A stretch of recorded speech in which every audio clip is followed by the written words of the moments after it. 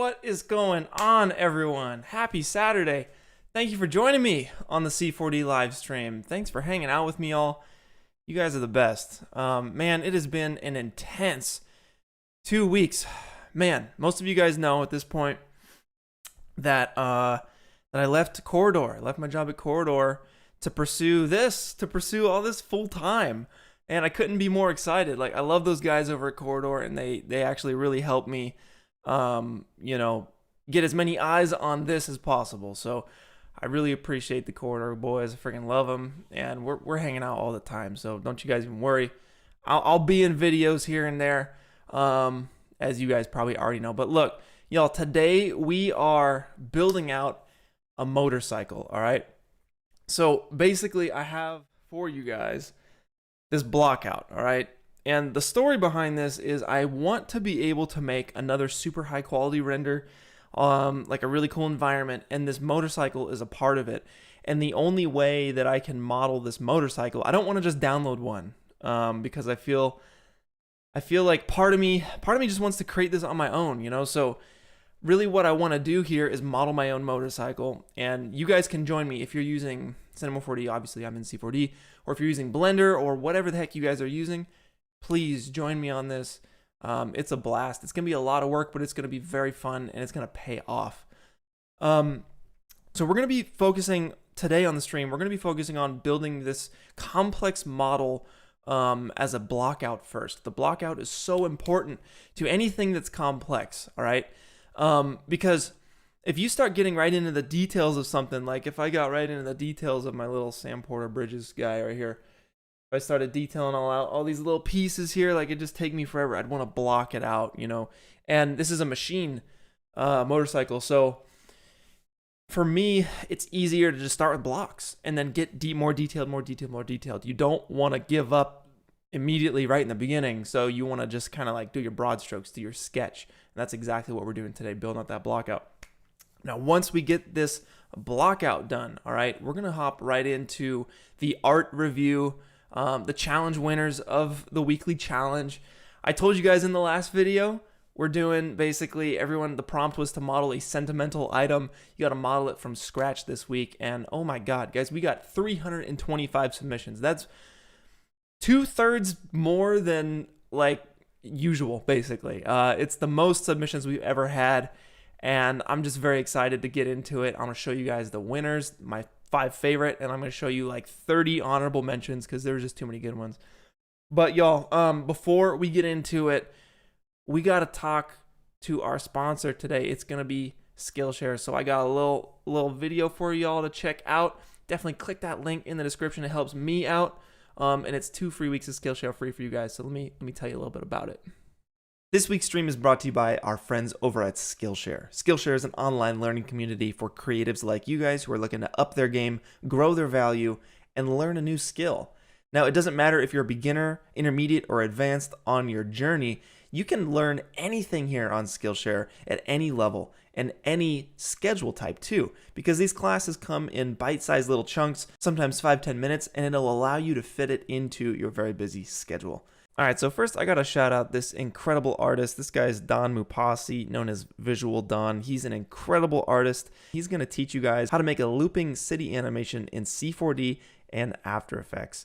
This guy is awesome. The work he puts out in C4D is incredible, and I know you guys are going to learn a ton with his tutorials on Skillshare. Next up, I know we got some Blender folks up in here, so I don't want to forget about you guys. Blender is a free program.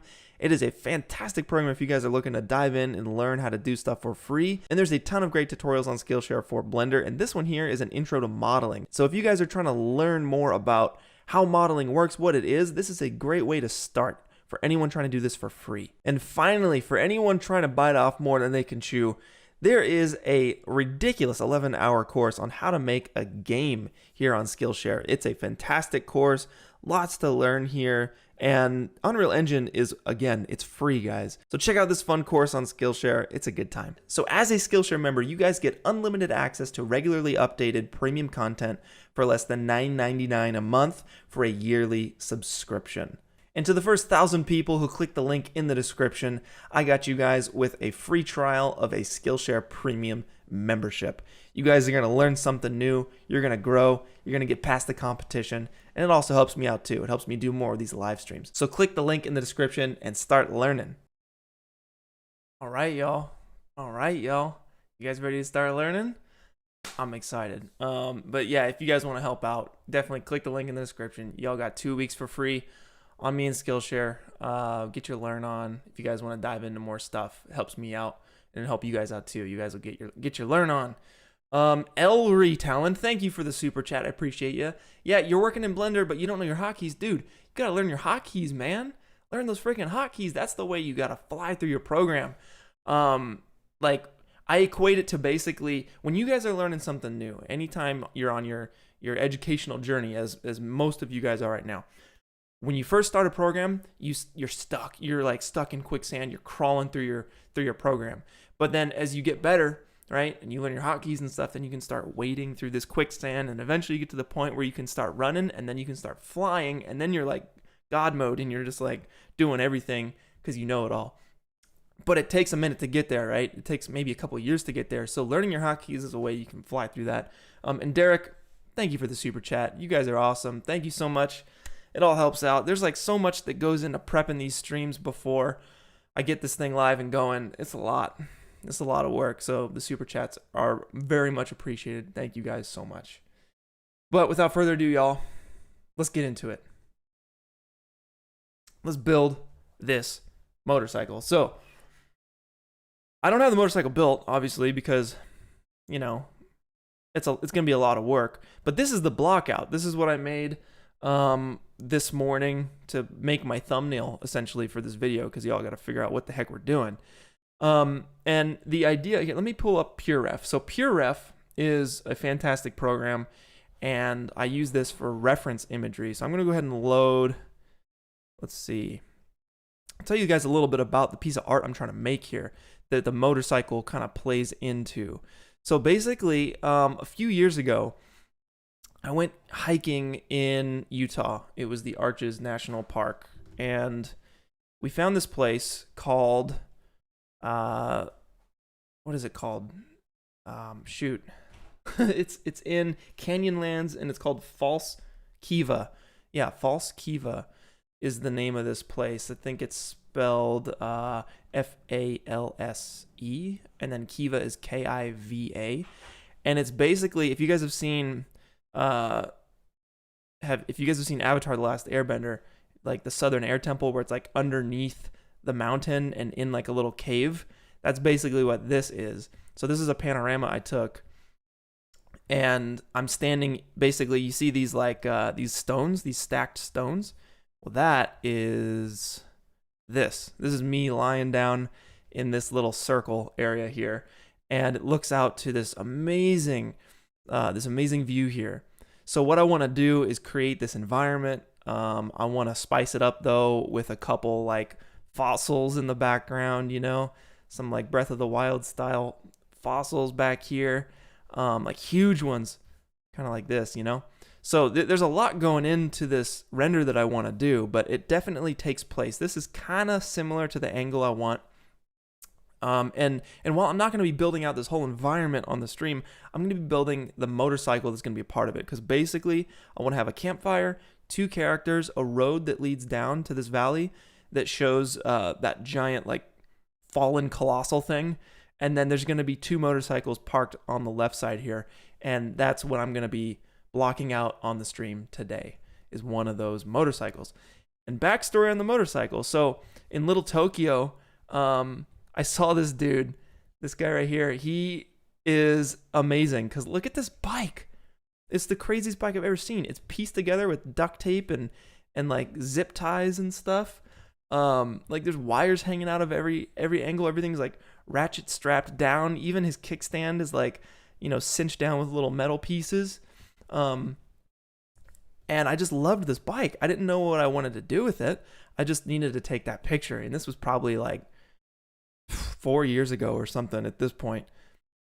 And I just loved it. I loved how crazy it looked and how pieced together it looked. It reminded me of like a Miyazaki Studio Ghibli kind of vehicle. So this is what I'm going to be blocking out today on the stream.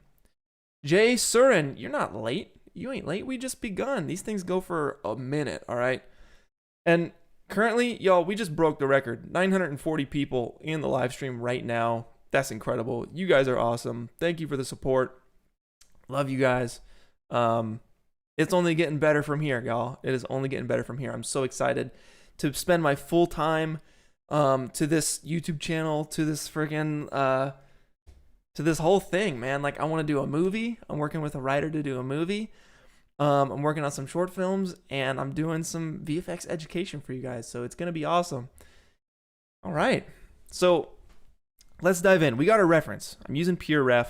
That's the program to pull up my reference imagery, and this is gonna be with me for the entire process here. So I'm just gonna get this down.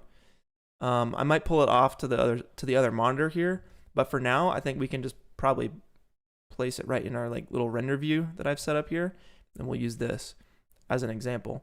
So to get the angle of this picture perfect, you can see here that the angle is pretty spot on.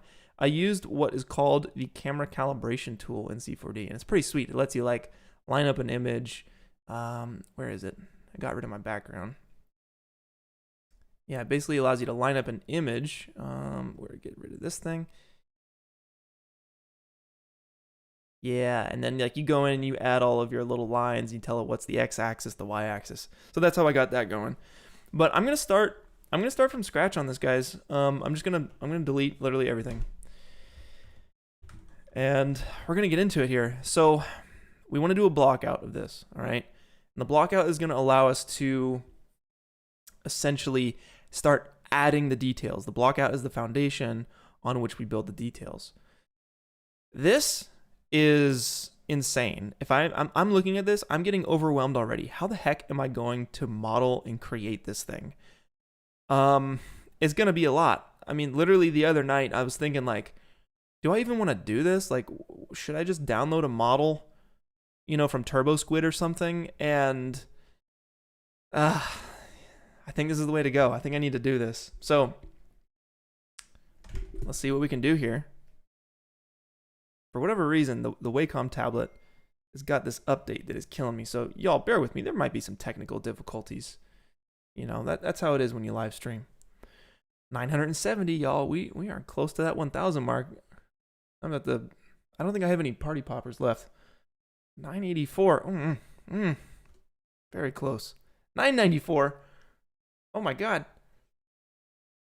Y'all, 1,013 people. That is a new record. Thank you guys for making that happen. Holy crap, that's insane. 1,000 people in the stream. That's what's up. All right, let's get working because we got 1,000 people doing this. And they're like, yo, get to it already, all right? So look, primitives, that's what we're dealing with. That's your spheres, your cones, your cubes, and your tubes, all right? We're going to make a tube, and these are going to be our wheels right here. So let's set that to plus Z, all right? And I'm going to make that editable. Actually, you know what? Before I do that, NB, that's going to be your shortcut to see the polygons. The Primo Arts, yo, thank you for the super chat. Much appreciated. Your name's Kamal. Thank you for making the awesome content. Do you ever 3D print the things you model? Dude, I've never 3D printed anything. Maybe one day, but for now, I just like, you know, putting stuff on the screen. I really enjoy it. But thanks for enjoying the content, man. I appreciate you. So we can add subdivisions and all this later. So I don't think we need any of those segments.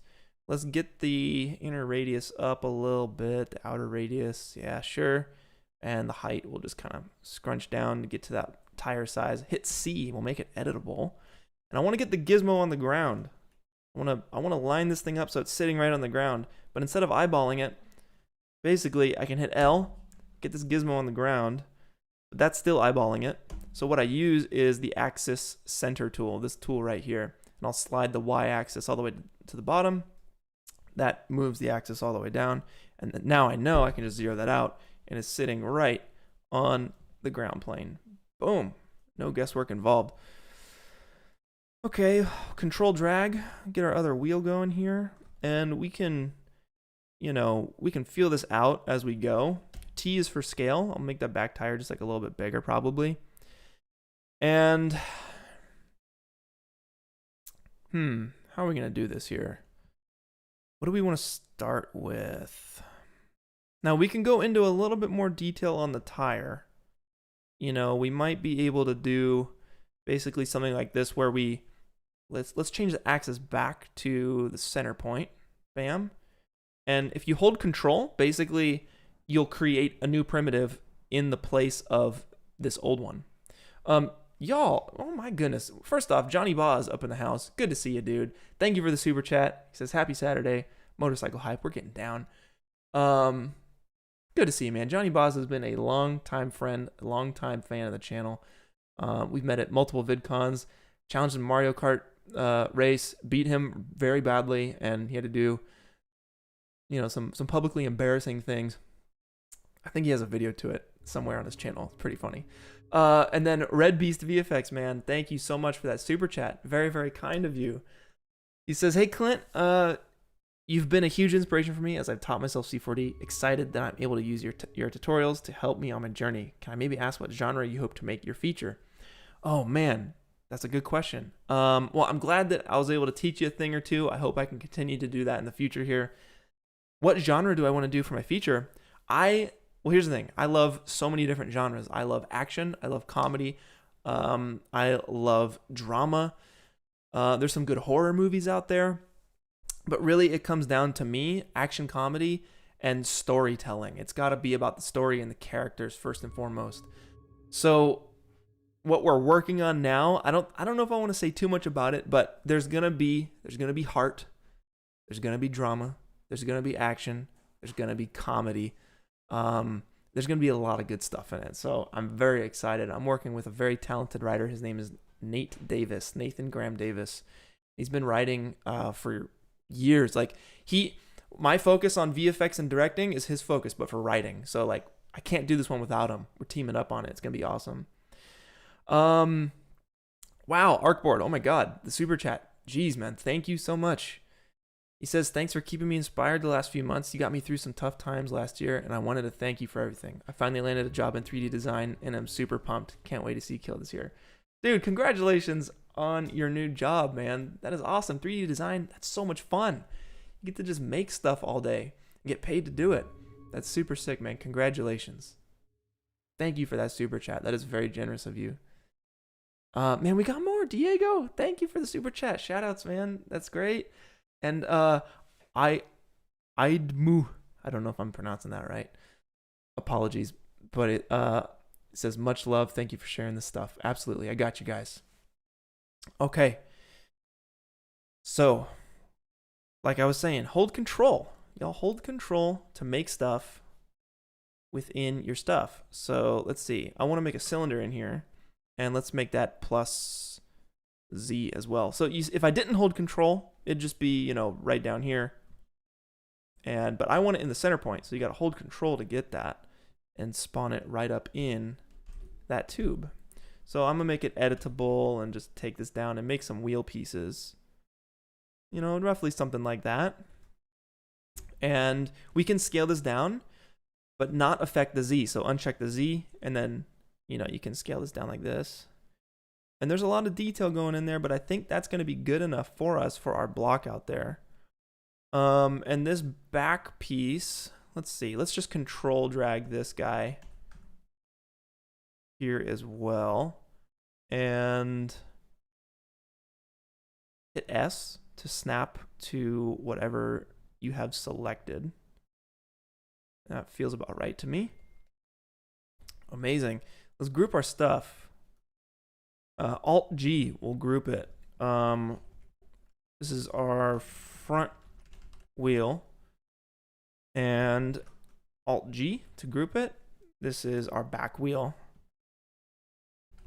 Keep your stuff organized. It's going to get crazy. I promise you it's going to get crazy. And make sure you save your work. Please save your work. And I'm saving iterations so I can go back to previous work here. So I really want to do a solid job of blocking this out. Unlike the thumbnail, that was very quick, very fast. So I want to make sure that I'm really setting myself up to save time here. Now, all these pipes and parts and all this and wires and stuff, that's going to live and kind of grow off of this base stuff that we're setting down. I think you guys get the point. So, you know, there's a seat involved here. Let me do this one last time because it's going to be glitchy on me, like as you can see here. Just like that. Perfect. All right, and then we'll just leave it at that right there. All right.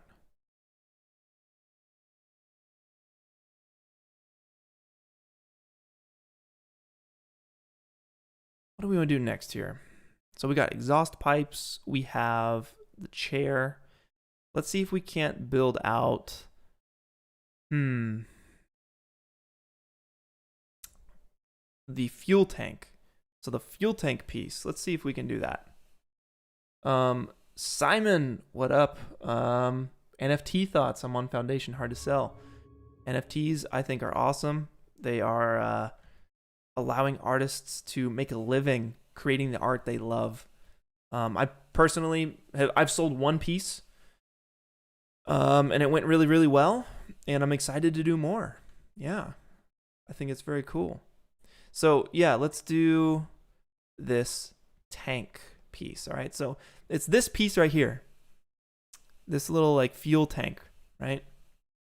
So I'm just gonna make this cube editable, and let's build this thing out. All right, so it looks like it tapers the front and the back. So KL, we're gonna make a cut here, and let's see if we can't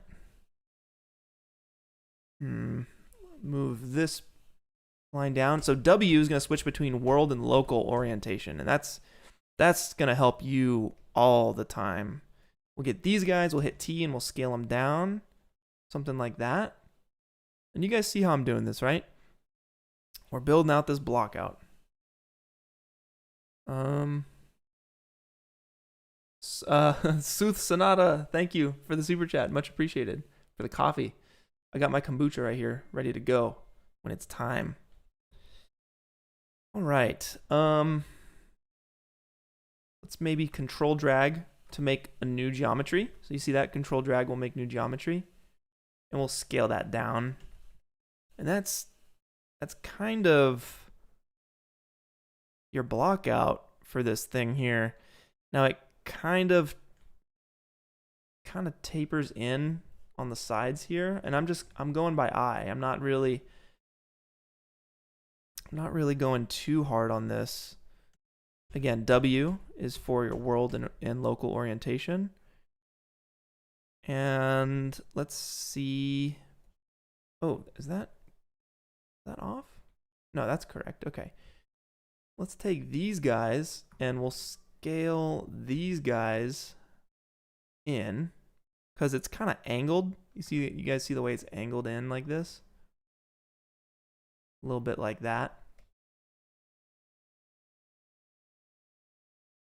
And that feels close.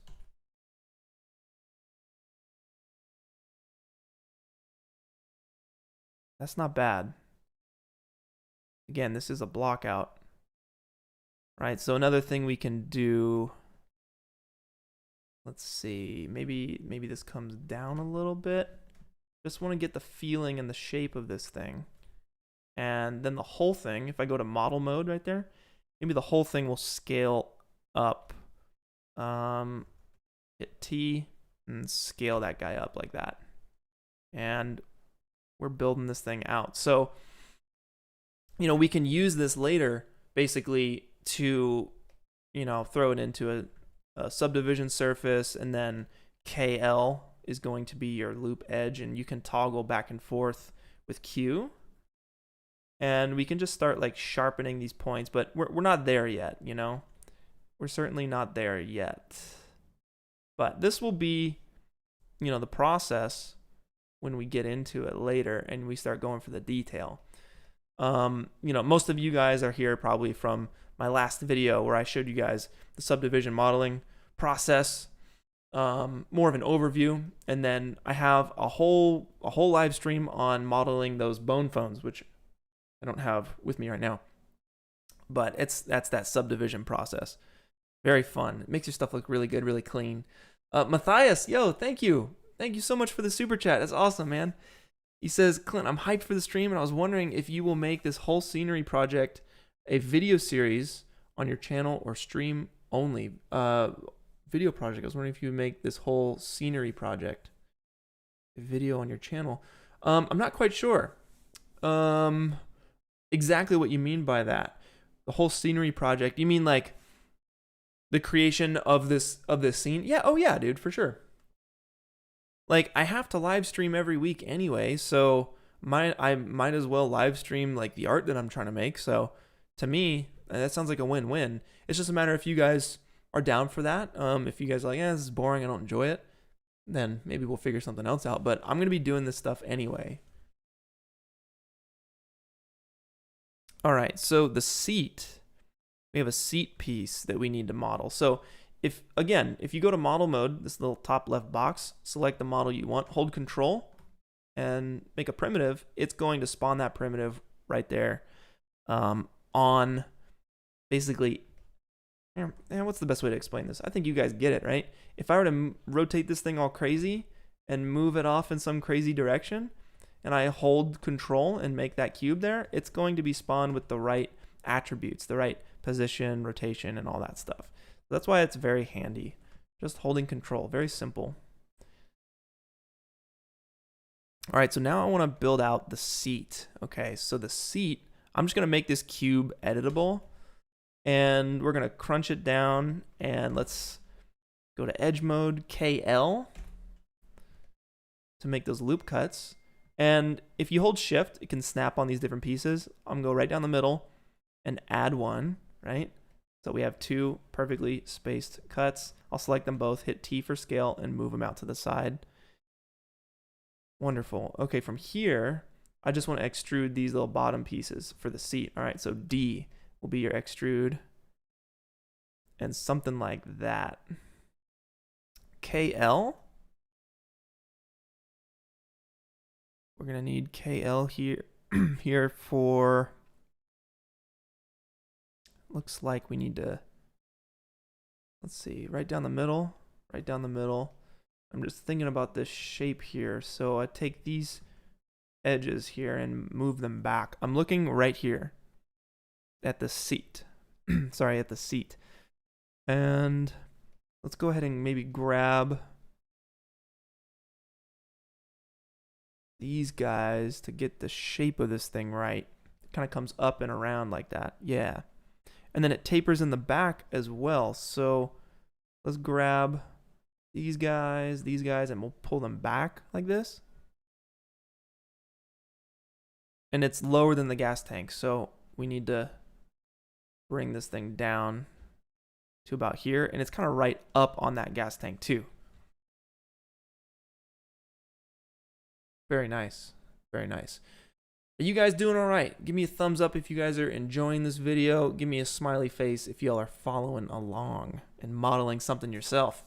Paul Crawford, yo, thank you so much. I appreciate you, man. That's a very generous super chat as well. Thank you, thank you. He says you've been watching my vids since Cardboard Warfare. Man, that's like 11 years ago. Uh-oh. Here comes the chat train. I gotta read the super chat. He says, you, Corridor, and Freddy were big influences on me becoming a filmmaker. I recently started getting into 3D space in Blender, and I'm loving it so far. Dude, yes, man. Congratulations. Welcome to the 3D world. It is a wonderful world. The reason I got into it was because I realized that I can create anything that I can imagine if I'm technically good enough. So that gave me the drive to learn 3D because I want to make movies. And if I can make the stuff I see in my head look photoreal, then I can make any movie I want and make it seem real. So that's why I'm getting into it, you know? But all right, y'all are freaking having a good time. That is what's up. All right. And shout outs to our moderators. We got Ronan, Visual, Sadamonte, Darren Winkle, MDK, and my God, am I forgetting someone? Saipo. Yeah, we got some moderators up in here. Thank you guys for helping out. They're on the Discord server making it happen. This week was crazy. I'll get into it later when we get into our art review. But this week was insane. Moderators were working around the clock to make sure that the weekly challenge went as smoothly as possible. All right, let's maybe widen the seat out a little bit. So I might just do a cut knife tool. That's K. Hold shift, bam. Right down the line there. Oh, but we need to, you see that? Here. Control Y. You see how it just cut on the top? We don't want that. We want it to cut through everything. So you just want to check, where is it? Visible only. Yeah, so just hold shift, bam, try again. And now it's going through everything there, all right? So we'll grab these little edges here. Boom, boom. And technically, we want all of this stuff. So I'm gonna hit 0, grab the points, all these points right here. Let's grab all this. Hit T for scale, and woo, widen it out just a little bit. Something like that. And same for this here. Boom, we'll get those in close. That's your seat. Amazing. It's looking good. And that's going to sit right over top, basically. Maybe it's a little intense. Maybe that's a little intense. 0. That's going to be your like rectangular selection tool. And it's going to cut through anything. Any polygons that you can't see. It's going to find them. And it's going to get them.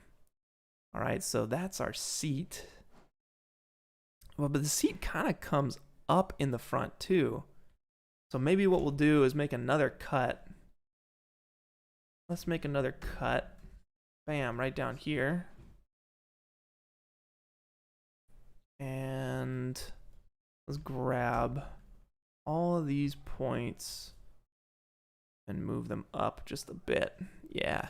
Riptide, yo, thank you for the super chat. Appreciate you, man. He says, stoked for the new path. I'm the guy that made a vid of you singing on my channel. What's the best way to reach you for business stuff? Good question. Yeah. So the best way to reach me for business stuff will probably be my business email, which is pwnisherdirect@gmail.com for business inquiries only. Otherwise, hit me up on Discord, guys. I'm there. I am there. Let's save your stuff. Okay. I feel like the wheel is a little close. Back wheel, or is a little far. Because that basically comes right up to there. And then we're going to build out basically like the top seat piece, which is technically part of this bottom seat. So let's name our stuff. Again, we got to name our stuff. Seat and gas tank. So let's grab these polys here. Hold control to make new ones, move them up, and then move them back here like this.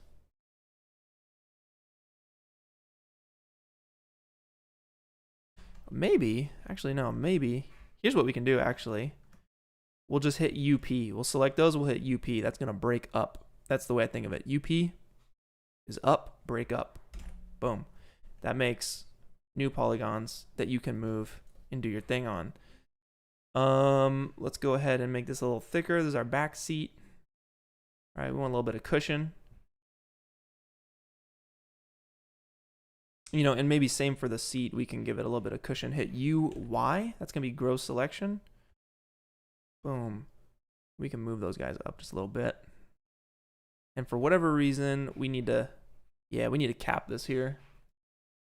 So that is going to be, let's see, this is our back seat.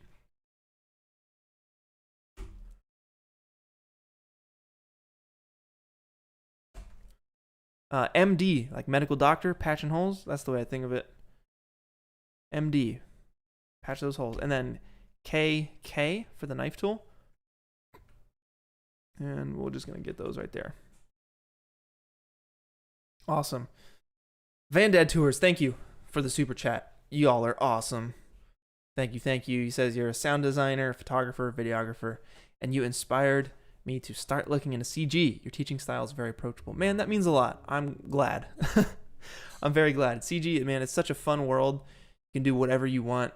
Again, given that you know how to technically maneuver the program. So that's why I want to be able to, teach you guys how to do it, to show you how I do my thing. And my way is not the best way. It's not the worst way. It's just a way.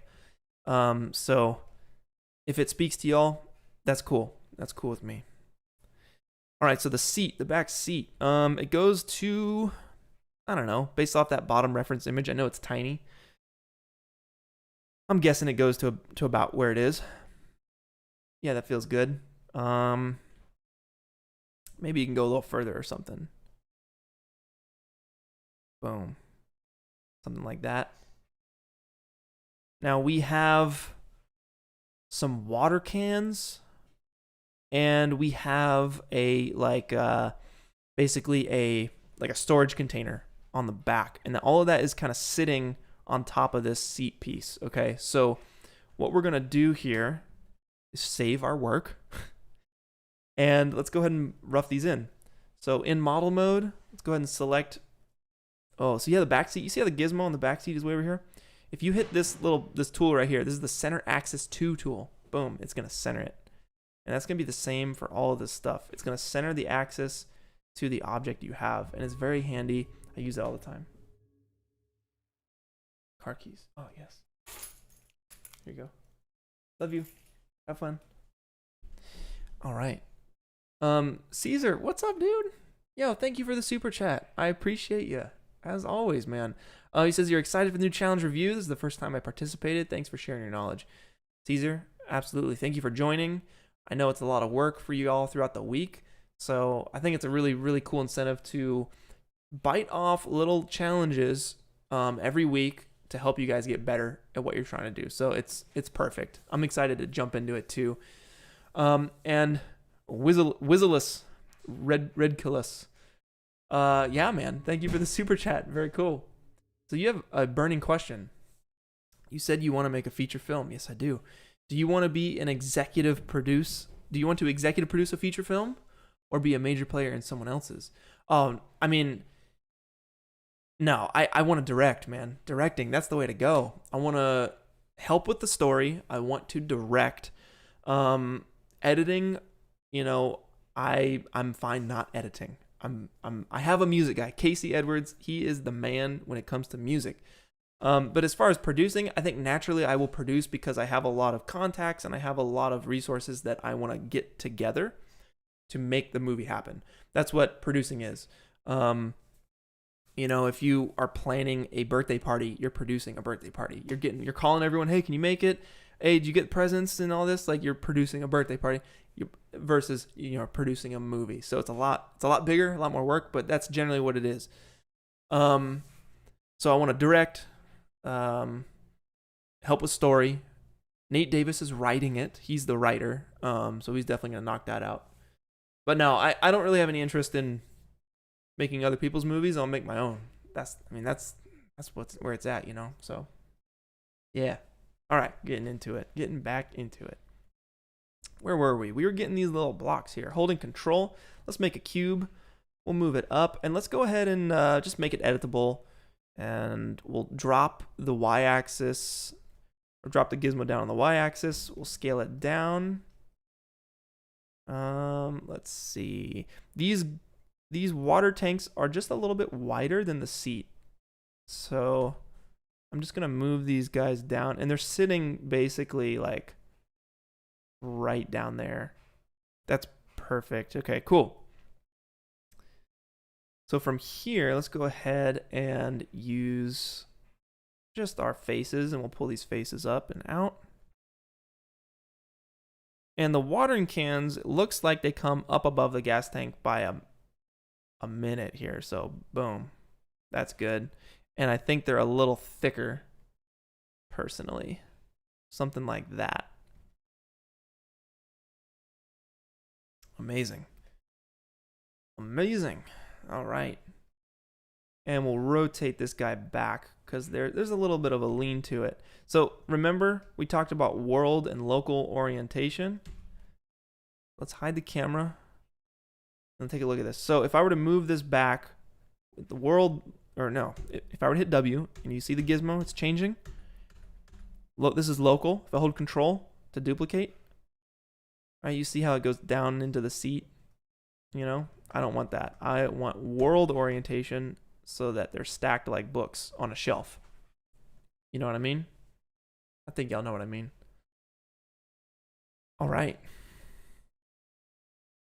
So those are our water tanks, because I'm guessing this dude's motorcycle overheats 24/7. All right, so that's why he has those things.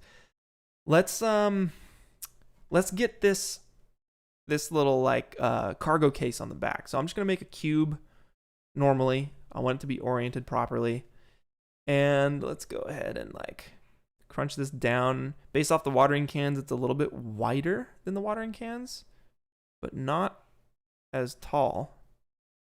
And it is probably longer than it is tall, so it's probably looking something like that. And it's sitting right on the seat here, right about there. Awesome. And that'll be a fun thing to dive into. I think depending on how long it takes us to block this out, maybe I'll give a quick poll and we'll say, hey, which model, which piece of the bike do we want to take further into detail? But we'll get there. We'll get there, certainly. Oh, you see how it's off? Yeah, you see how it's off right here? So if you try and eyeball it, yeah, you can get close, but it's not going to be exact. So you just type in the coordinate down there. Bam. So this is looking fun. Gabriel, no. I am not finishing this whole thing today. My knees would break. I'm standing. Like, I'm standing up. I can't stand up for 20 hours. This is not a 24-hour charity live stream. Nah, man, this will probably go for a little bit, but nah, I can't finish this whole thing. I'm finishing the blockout. I'm finishing an extensive blockout of this so I can continue to work on this. So I'm showing you guys my process when it comes to building really detailed models. And that's with the blockout. You got to start with the blockout. That's the way to go. And on corridordigital.com, we're going to be coming out with a what is it? It's called functional filmmaking. You guys have probably seen trailers for it, but I teach a class. We recorded this like months ago, but I teach a class on how to model texture, light, all this, a film camera. And the first thing I start out with is the blockout. You guys will see, you'll see if you know, you know. All right. That probably made half sense to everybody. I speak in like half phrases. All right, let's get some kombucha going. Jay, what shortcuts do I use in C4D? Man, I like to call them out as I use them. W is a good one. Switch between world and local orientation. UL, loop selection. UK, or no, KL. KL is a loop cut. Calm, appreciate the super chat, man. Cheers to you. You said that I've seen yourself and Ren wear those sweet C4D shirts before. Where'd you get them? Loving those streams. The C4D shirts we got from Grayscale Gorilla, actually. GrayscaleGorilla.com. And dude, they taught me so much. They taught me a whole bunch. So remember when I tried to model that Lamborghini on the stream and failed? Yeah, I went to Grayscale Gorilla and I watched their topology crash course. And it blew my mind. I learned so much, and that's how I was able to model those 4 items that I modeled last week on that breakdown for you guys.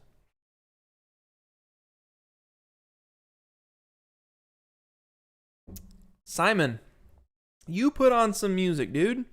I leave it this way so you guys can put on your own music. Play your own stuff in the background, you know? I think my music would be cool for some people. Maybe a little repetitive after 3 or 4 hours for most. So that's why I leave it open so you guys can play your own tunes, you know? Gotta mix it, you know? Just mix it in the background a little bit. Okay. Thomas, what up, son? Thank you for the super chat. Your enthusiasm for 3D art creation is infectious. I love it. Dude, that's what's up, man. Let's keep making stuff. So I don't know all the answers. That's why we're learning and growing together, all right? I try and teach what I know, and then I ask you guys for the rest. So that's how it works here. All right. Let's see. Let's get these like little saddlebag pieces, okay? Let's try and get those going. Do we want to do anything else with this? Okay, let's give it a fillet. Let's throw it in the oven. 0, no. 1 subdivision. And we just kind of like bring it down like that. You see how that kind of matches that box a little bit? Just a little bit. It's close, right? And it's not editable, so we can still work those numbers. We can work that fillet, you know?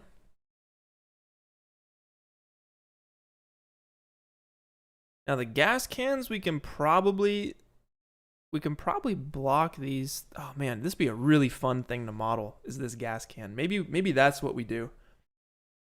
Once we block out the bike, we work on the gas can. Or not the gas can, the watering cans. Oh my god. Oh, pardon me. This freaking these GT's Cayenneade, man. This thing is spicy. Daniel, y'all with the super chats. Much appreciated. Thank you. Passion for the art is awesome. You got me back in a blender. Are you a dual monitor man or an ultra wide guy? I'm a dual monitor man. I got 2. I got the stream on this side and I got C4D on this side. Honestly, I want to get 3 going.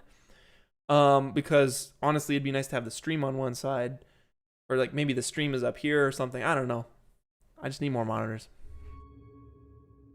Y'all are awesome. Let's just take like 5 minutes here. I'm gonna answer some questions. Hit me up with the @ thing. Do the @pwnisher so I can see. All right. Otherwise, it's just white and gray on my screen. It's craziness. So just give me a little @pwnisher right here, and I'll answer whatever questions y'all have. And I appreciate you guys joining me. Good times. All right. It's flying. Let's start from the top, all right? Let's start from the top. What music am I into? I love ambient music. I'm also a drummer. So I love me some like trip hop, some drum and bass. I love prog rock. Porcupine Tree is probably my favorite. I love Mute Math is a good band. As far as ambient music goes, I mean, Brian Eno is like the godfather of ambient music. I mean, it goes from there. Stars of the Lid is a good one. Very like classical and dramatic, you know? And then you got guys like Mount Shrine. Mount Shrine is like one of my all-time favorites recently. Super good. All right, what else? Are those bone phones worth it? Yes. Moving on. Am I using a standing desk? Yes. Moving on. How do you fill it after connect to object? So like once you make it editable, you just bevel it. You hit it with that bevel. Dang, there's so many questions. Oh my god.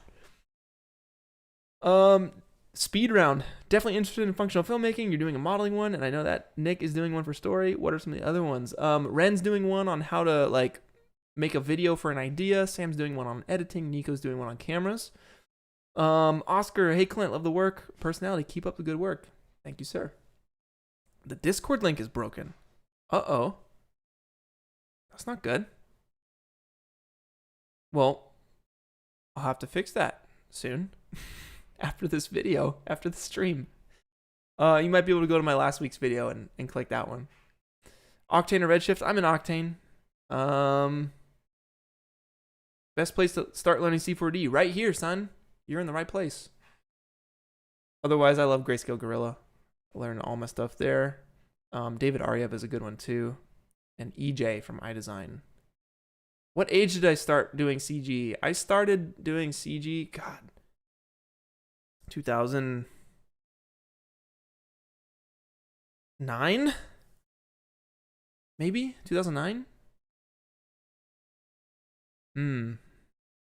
Will you do more than blockout on this stream? Yeah, I'm going to finish the blockout. I'll probably go into detail on one of the pieces, and then I'm going to do an art review. You've been drinking my chai lattes for a while. Heck, yeah, that's amazing. Let's see. Do you think you can do any tutorials that only use After Effects? I don't have C4D, but love to do 3D VFX. Yes, they're coming. They're coming. That's why. That's a big reason why I stepped away from Corridors, because I have so many ideas and so many things I want to do, and I just did not have time to do it all. So I had to choose. It was a tough choice, but I believe it was the right choice.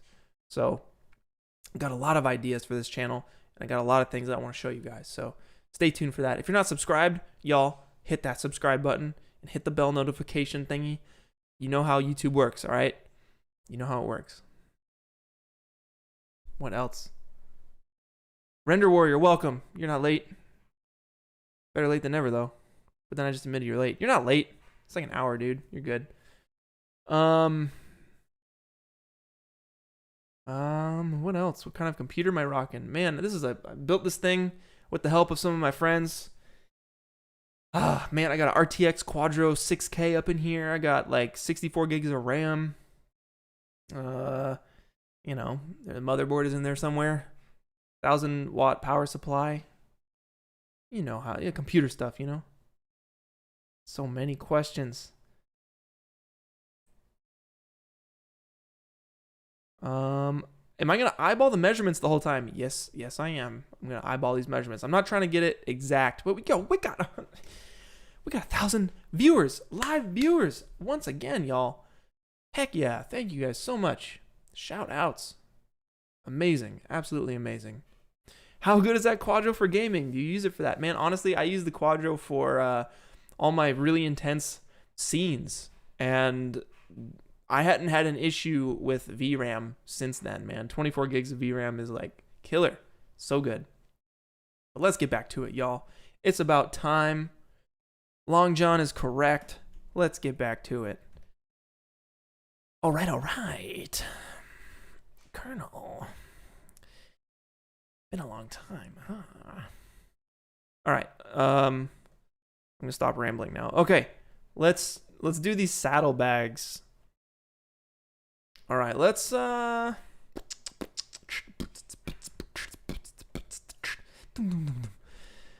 beatbox the whole time.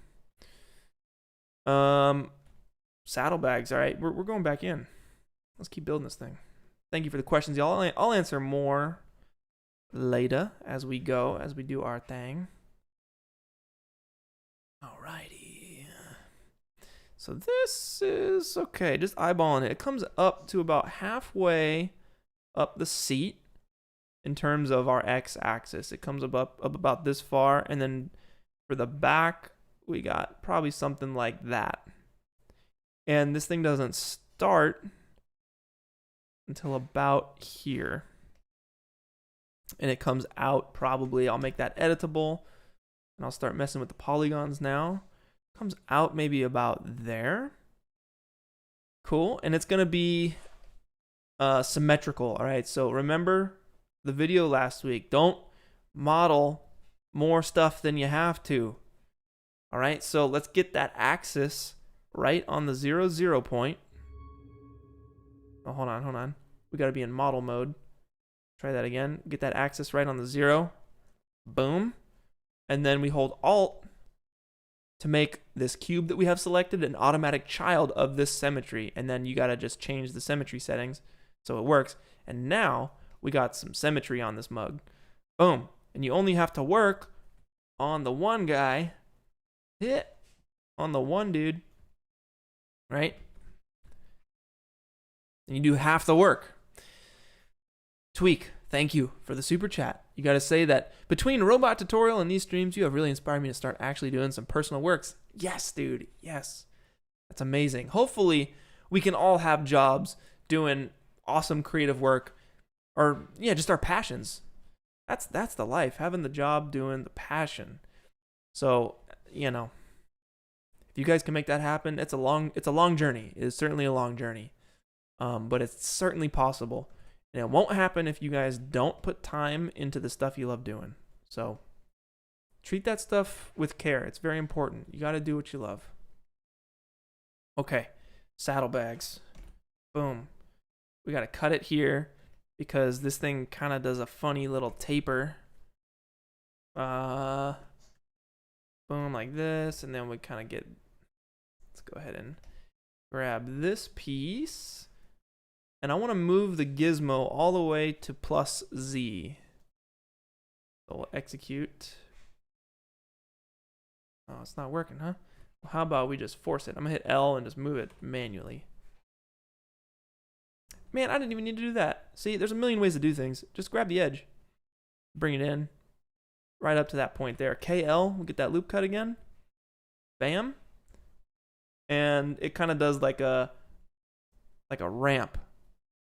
Like that. Like a little ramp. Boom. Awesome. Now we need to get these. Well, technically, we just scale it. So grab the whole thing. And no, I'm lying. We need to grab all these points without grabbing that point. Holding shift to grab everything here. And we want, let's see. What's the best way to do this? KL, we want to go right down the middle. And let's just bring these points in, T for scale. I'll bring these points in, T for scale. Well, they all kind of come down at about the same level. All right, so I was on to something here. So holding shift to grab all these, solo mode.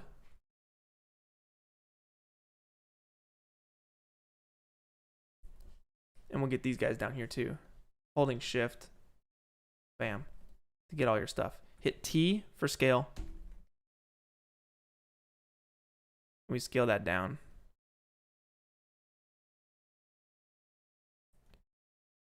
Awesome. Awesome.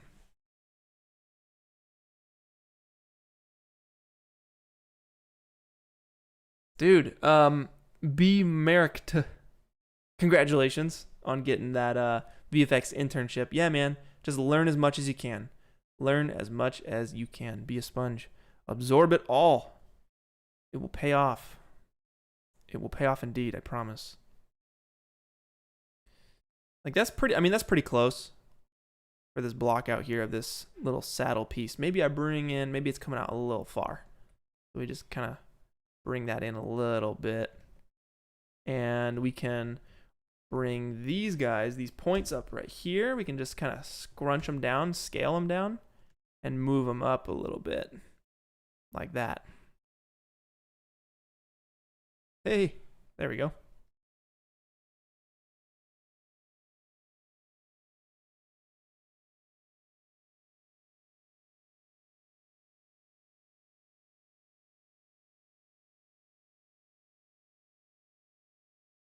Boom. And maybe we can grab one of these points here. Scoot this thing back a little bit just to give it a little roundness to it. And technically, I think these points here scale as well. So these guys need to come down. Let's go ahead and solo again so we can see what we're doing. Grab that guy. And I think that'll be it. Just these guys here and here and here. And I'll scale them. Something like that. Awesome. Very nice. Let's save a new iteration.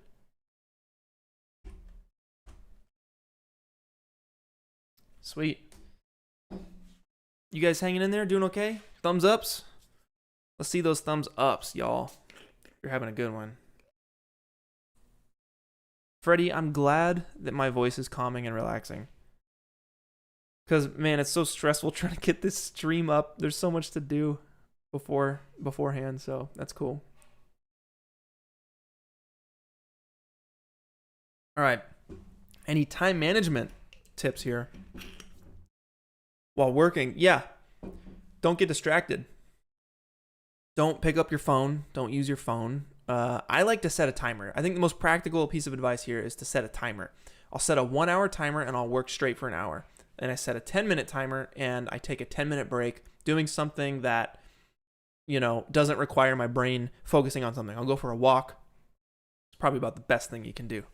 So set the timers and try and work through them. If you can't focus for a full hour, focus for 10 minutes, 20 minutes, 30 minutes, however long. I learned that I have ADHD as well as a mild version of OCD. I think we all got some stuff, right?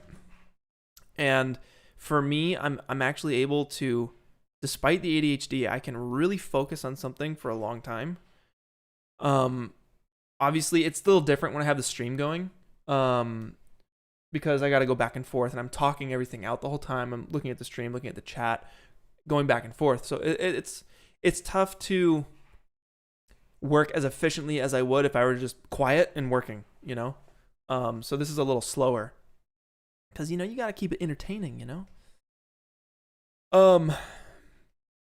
But yeah, set that timer. That's the best piece of advice. Okay, let's see if we can't get this piece here. Control it up like this. And control it in like that. And they kind of connect a little bit. And then we can take these inside pieces, hit D for extrude, and kind of just get some thickness on that. But you want to create those caps. You want to create caps. Boom. Just like that. Hey. There we go. We're back. Marcelino, thank you for the super chat. Much appreciated, man. Thank you, thank you. He says, bro, I love you. Not in a gay way. Like, I hope you the best. And I forget about Cinema. Blender is the way. Son, it doesn't matter what 3D program you're using. Dude, it's just a matter of what you can do in that 3D program. That's all it comes down to. Oh, man. That your super chat reminded me of the Super Kobe fan video. Have you guys ever seen that? Oh my god, it's so funny. Just type in crazy Kobe fan interview, and it's this dude who like pops up and he's got an orchid for Kobe. He's like Kobe, like, man, we can take a day trip down to Santa Barbara. He's like, I'll get you an orchid, baby. Like, dude, it's so funny. It's one of my favorite videos. That dude's hilarious. All right. Let's see. Let's grab all these points and scoot them back a little bit so that this plastic piece is just right up against the seat there. That feels good to me. Cool. Yeah, that feels good. Ooh, there's a little piece here on the front wheel. Let's get distracted a little bit. Let's go in here on the front wheel. Let's grab, let's see. Looks like the top piece down to the middle right there. We're going to hit UP. We're going to break it up and we'll scale it up. Something like that. No, maybe we just move it. Like that. Then we hit D, extrude it just a little bit. Something like that. Yeah. That's going to be our fender. Keep the mud off the tire. And let's do the boring thing, y'all. We need to name our stuff. Let's take this moment to just organize our scene and rename some things here.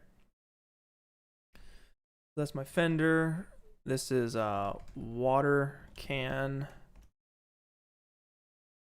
Got our back seat, our front seat.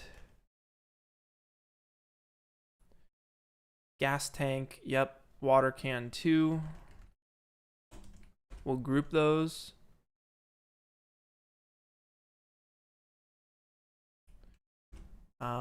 This is our cargo. I'm gonna just make it editable. Let's see, the cargo container. Awesome. And then this symmetry, what would you even call this? I don't think it's storage. I think it's just like back fender or something. And what I like to do is actually take all of this front fender. I'll take all of this, Control G, and I'll just call this Geo for geometry. So everything is really clean. Save your stuff. Save your stuff. You don't want this to crash. Last night when I was making this blockout for the thumbnail, I finished it and it crashed on me. So I had to do it again this morning. So make sure y'all save. Let's save a new iteration. And it's fun. I like the iterations because not only are they like really handy when trying to go back to previous projects or previous versions of your creation, because you can pull stuff from that. But it's cool to see the progress, the timeline, like how it all came together. So that's very, very fun for me. So already this is a lot more detailed than the blockout I did for the thumbnail. So I'm digging this. Let's just, you know, because I get distracted and because I do things that aren't necessary, let's go into this tire. KL, that's your loop cut. Let's make 2 of them. So 1 down the middle, holding shift. I'll add 1. UL is loop selection, and T for scale. And I'll just get those guys out like that. And let's go ahead and loop select these outer pieces here, and we'll scale them in, but not on the X. You see how you scale it there and it like kind of scoots in towards the X axis? We don't want that. So Z, uncheck the Z. That way they kind of move without scaling in. So I just want to give it a little bit of roundness there. And we'll do the same for the front wheel. KL, holding shift to get the middle slice. We're going to add one. We're going to add one by hitting the little add. UL is loop selection. Holding shift to get both of those. T for scale. We'll scale them out. And UL once again to get those outer pieces. Making sure that the Z is unchecked. And we just kind of scale those in. Oh, why is that? Why is it going crazy on me?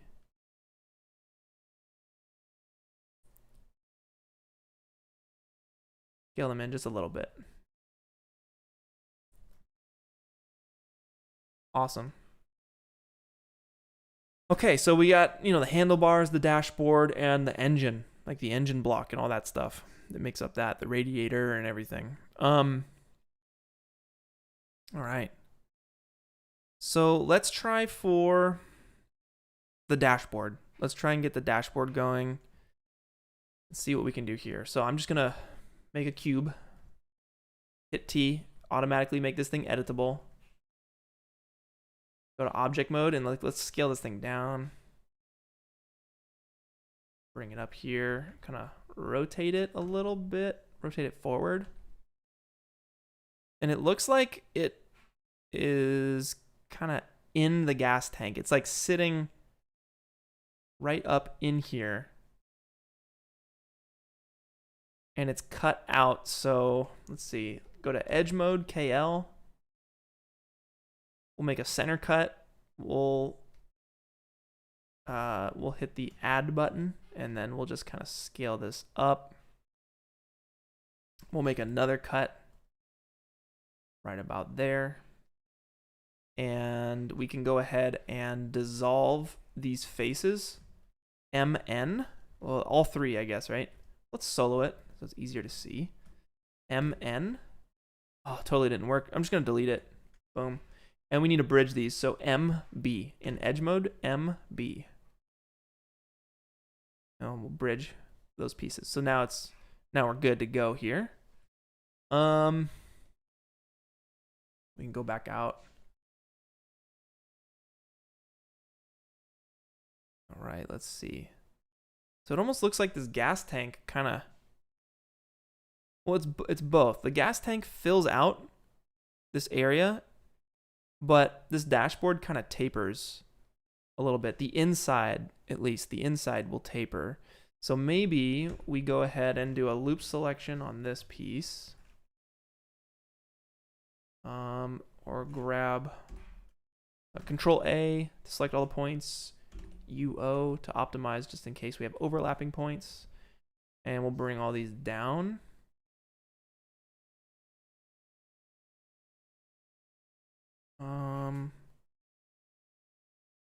KL for that loop cut once again.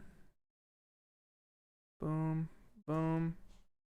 And I want to take these points and just kind of bring them in towards each other a little bit. Like that. And we'll do the same for all four of them. So there's a little bit of taper on the inside, like that. And the gas tank, let's give this gas tank a cut down the center, KL. Right down the center, like that.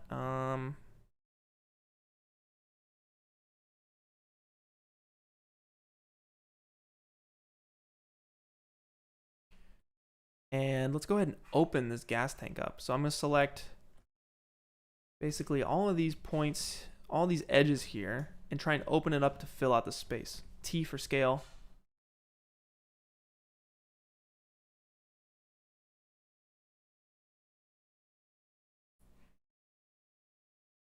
It's pretty darn close.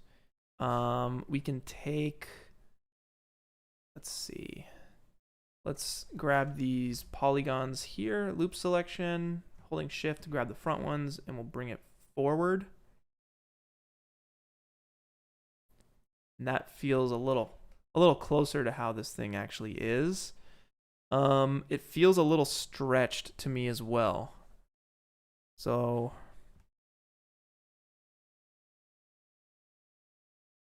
let me just look at this bike here and see.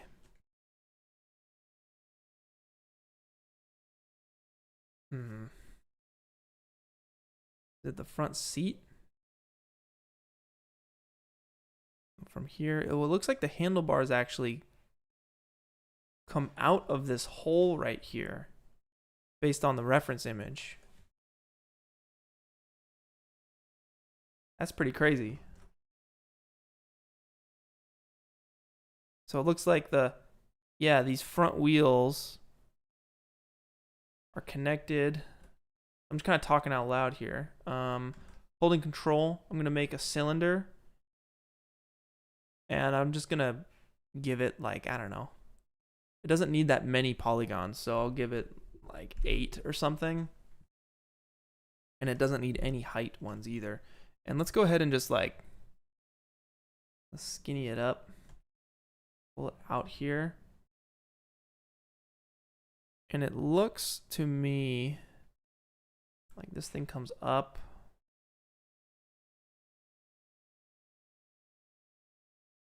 And goes to kind of the outside underneath section. Let's go ahead and make it, yeah, it is editable. Let's make it editable. And let's move the gizmo using that axis center tool down to -Y so we can rotate it this way. Really take a look at this thing here. It kind of comes up to this dash piece, and I think the dashboard actually like comes out a little bit. Like it almost does.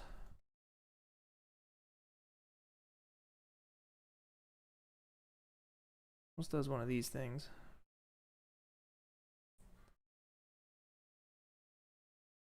Like mud flaps almost. And your knees go underneath that.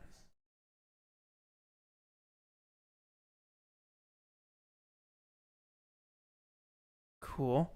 And let's, while we're here on this dashboard, let's go ahead and round out the top. So to me, that is basically just taking these edges here and bringing them in.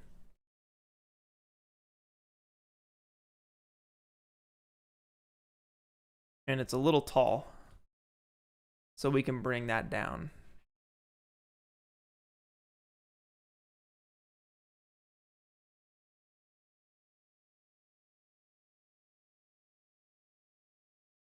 And it kind of has like a little lip on the front too. So we can grab those, hit D, and push it out just a little bit. And it tapers, so we'll grab these far edges here and bring them back like that. Cool.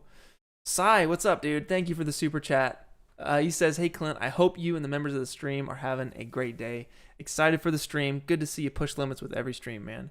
Thank you so much. That is awesome. Yeah, I got to really try and do my thing here and push myself, because I think that's the way to get better. You got to get out of your comfort zone and really try and push yourself. So I'm glad you see that, man. I appreciate it. Thank you so much. Tom, the super chat. Appreciated, man. Why no mirror? It's not, I don't know. I could, and I might when I get into like the really, rather I will when I get into the insane details of this thing. But honestly, like, I'm cool right now with the way this is. It's not really any extra work to do what I just did.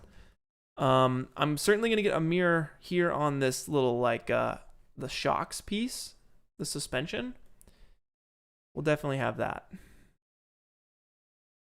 All right, so let's see. Let's take a look at this and see how this is going to look. So the suspension based off of reference kind of comes up underneath and into like the radiator area underneath the dashboard.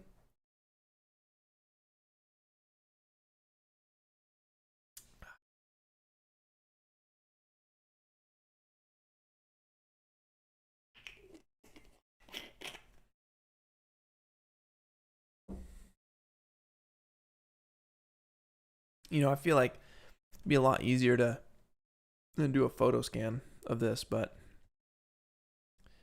again, you gotta challenge yourself. So that's what I'm doing here, getting that challenge.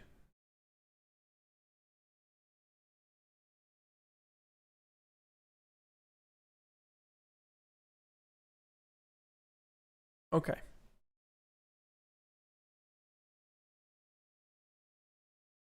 So this piece, this cylinder, kind of tapers up and out. So I'm going to grab these cuts here. And you see, if I were to do it with world orientation, how it looks weird. Actually, in that case, it actually looks fine. Either one you do, so that's good. We need to make another cut.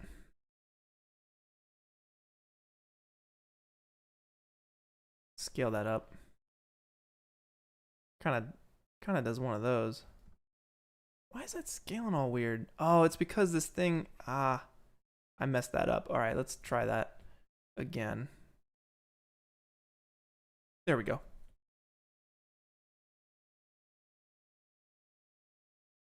Awesome, something like that.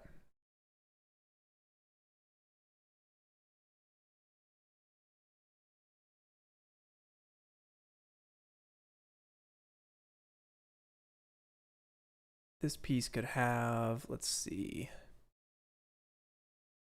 a tube on it, and it'll be plus Z.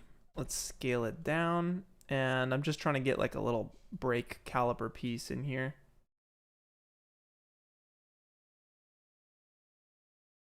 The height comes down. We don't need any of those segments.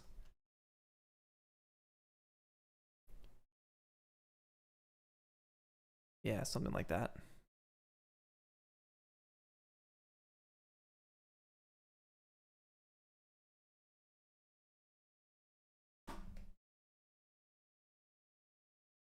And we can take this, let's see, we'll take this tube and we'll just control drag it the other side, and we'll take both of those tubes and let's control drag them into this back wheel, and I'll just move them back here.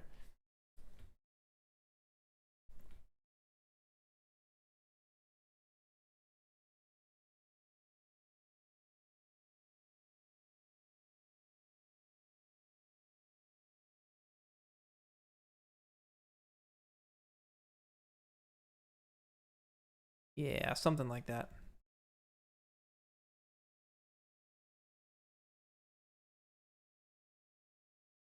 Perfect, perfect. All right.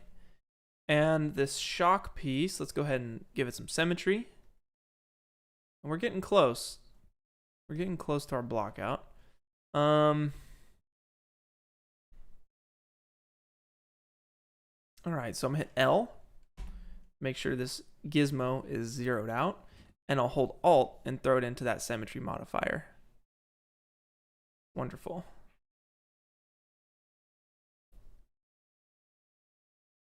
So we just need to kind of finish the front piece with the handlebars and then the engine piece. And then we can take, I'll probably take this watering, the water can here and model that to completion. And then we'll get into the weekly challenge results.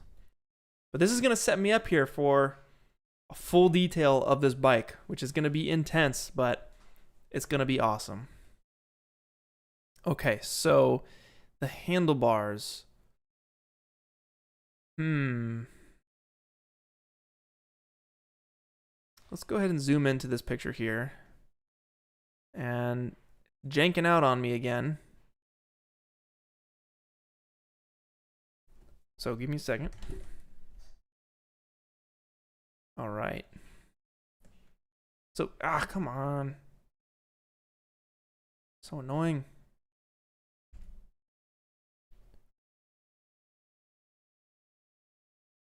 What the heck? What the heck?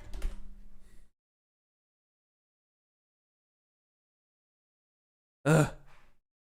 Something with his tablet, man. Gotta get that update. All right. We're doing good, y'all. We're consistently at like 900 people. Amazing. Absolutely amazing.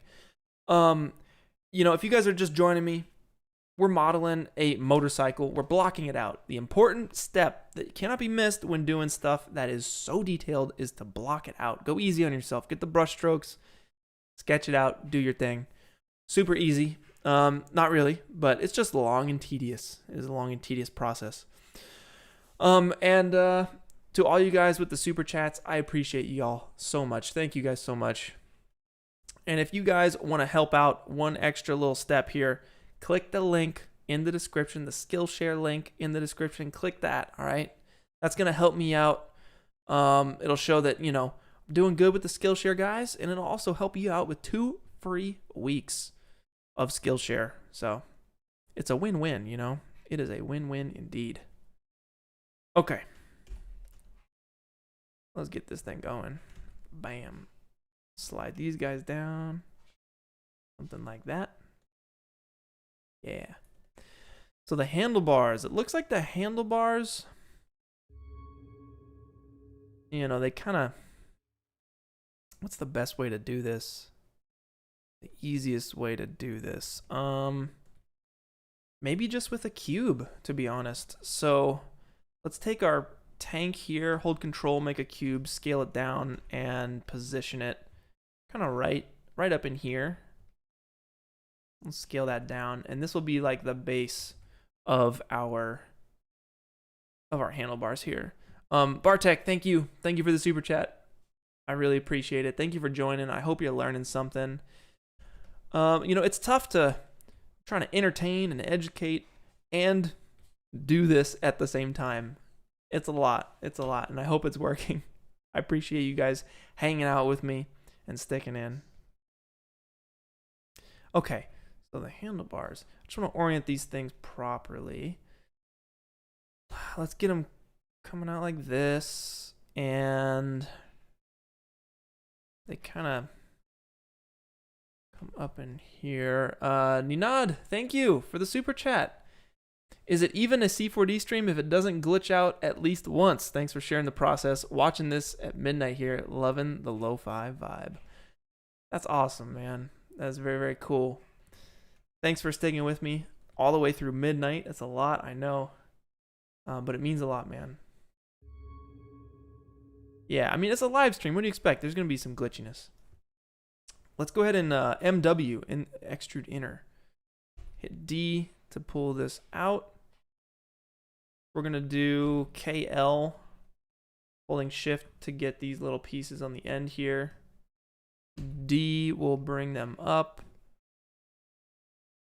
And KL again.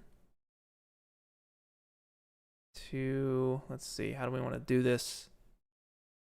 They're kind of they're kind of angled, so I know technically this isn't right, but if I just kind of angle these guys in, this will at least give me the idea of where I'm going with these things.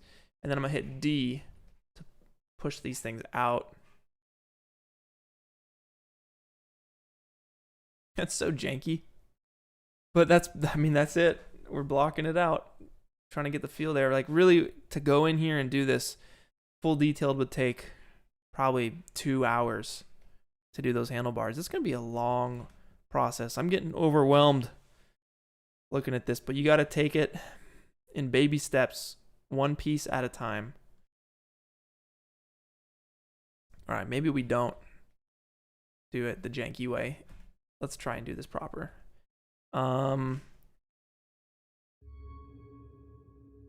Let's move these down. Again, that's local versus world orientation. If I try to move it down with world orientation, nah. W will get you that local orientation. That's what you want. And yeah, hit D. Or even MW, extrude inner, and then D will bring it out. Pete McT, yo, thanks for the super chat. Appreciate you. He says, Clint, you my hero. I love Corridor, and I just started VR modeling. So dope to randomly see your channel and see this. Dude, that's what's up, man. Thanks for stopping by. Thanks for hanging out. VR modeling, yeah, it's pretty sweet. My buddy Don Allen III, he's really into VR modeling. He's like the VR XR master, and he turned me on to it.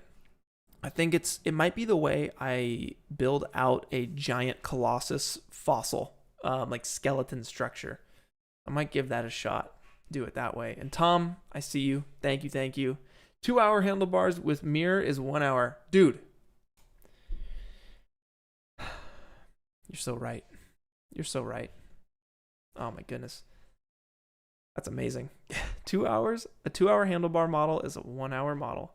Absolutely. With symmetry. All right, let's see. See if I can't get these guys. And this is definitely a symmetry situation, I know. But I'm just doing this the quick way. Which, again, should be with symmetry, right? All right. Move these guys back. I kind of want to... Yeah, screw it, dude. You know what? Screw it. Symmetry. KL. Slice it down the middle. Get all these points that you don't care about. And just delete them. Delete. I don't know why I didn't get that piece. Why didn't I get that piece? Let's try that. Ugh. Jankiness. Boom. Make that cut. Let's do this right. Get rid of this point, this random point, MN. No? MN. There we go. I think that... What is going on here? Now we got problems. What's going on? Delete that. Let's dissolve this line here. No one wants it. No one cares about it. This one. MN. Get out of there. And then we're going to go ahead and MB. It's going to be a bridge tool. MB. Bam. Bridge it up. Close it up. And then for safe measure, go to polygon or point mode. Control A. You can see point selected. 50. Hit UO. Optimize. If that number goes down, that means you had duplicated points on top of each other. You don't want that. Let's delete what we were trying to do before. And let's throw it into Symmetry. Select it, hold Alt to make the Symmetry Modifier an automatic parent of what we're doing here. Let's get out of solo mode. And let's go ahead and, like, I don't know, start pulling these points back. Let's do what we were actually trying to do. Pull these points back. Let's rotate this a little bit. Something like that. That feels much better. Much better.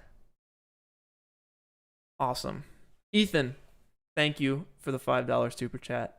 Appreciated. Tom, man, I see you. I see the hearts, man. Thank you guys so much.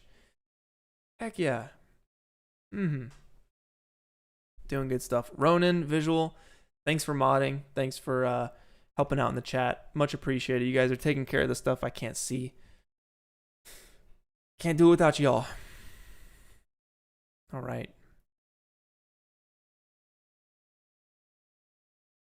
Okay. So let's try and finish out the front piece of this. All right. So janky. All right, one sec. Here we go.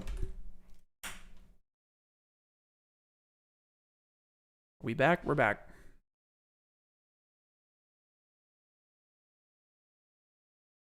So we have like more watering cans and headlights. So let's see what we can do. Let's make that cube. We'll make it editable and we'll start scaling it down to fit how we want. Daddy Wayne? My goodness. Thank you for that super chat, son. Doing big things. I appreciate you. I appreciate you very much. All right, we'll scale this thing down. It's probably about that size, right? And it's angled a little bit. So we want to get that nice little angle on it. Walk it back just a touch. Maybe something like that.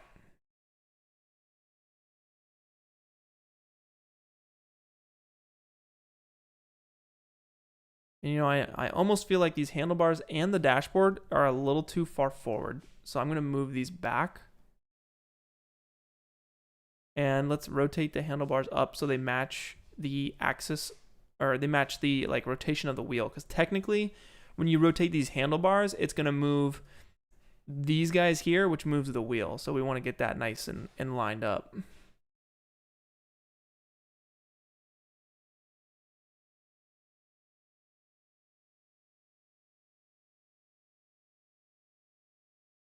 All right, that guy's about there. And then if we control drag this and we make these like turn signals.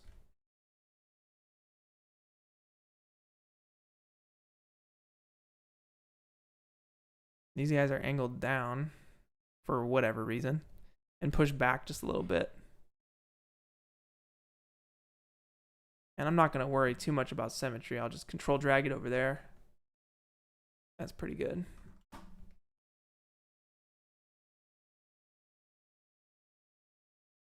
So another thing the blockout does is helps me see, like, are my proportions correct? Do I have things lined up and do they spell out the shape of the object? If they don't, it's easier to adjust fewer things than it is to just adjust a bunch of things. So that's another benefit of the blockout. Gabriel, thank you so much for the super chat. You guys are too kind. Thank you. And Kamlesh says, what's up? How do you feel about modeling in Maya? Dude, I used Maya for 3 months when I was trying to figure out what program I wanted to get into. I liked it, but I ended up in C4D. I used 3ds Max for 6 years, though, as well. But I don't remember modeling in Maya.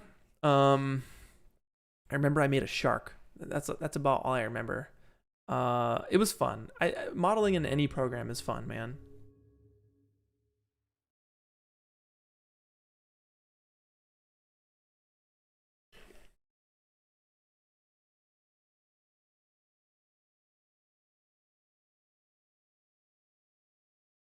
Yeah, but at the end of the day, Doesn't really matter what you use. It's just what you make with it. Okay. So now it looks like we have some sort of like oil thing, an oil tank, a water can thing on the front. Let's go ahead and make that. This guy's bike is so cool. I love it. And that's kind of pushed back to about there and strapped to the frame that holds his mirrors and stuff. So we'll get that too. But let's go in and detail out this little piece here. KL, that's going to be your loop cuts.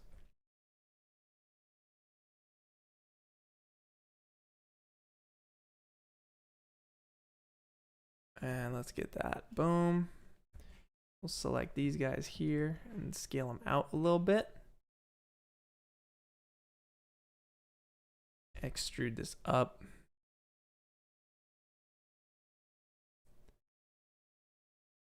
And like same for these pieces.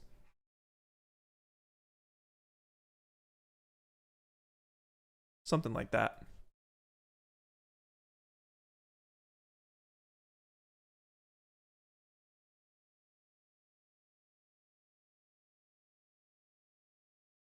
Do we technically need this cut here? I don't know.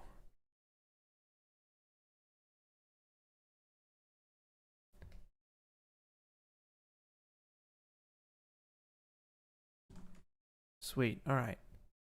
And let's get the frame of this thing down. This will be symmetry. I know this will be symmetry. So let's use this object to spawn our cylinder, holding control. We'll scale it down and we'll move it out to the side.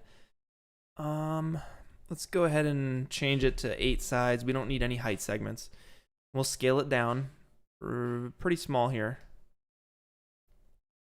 We'll scale it up.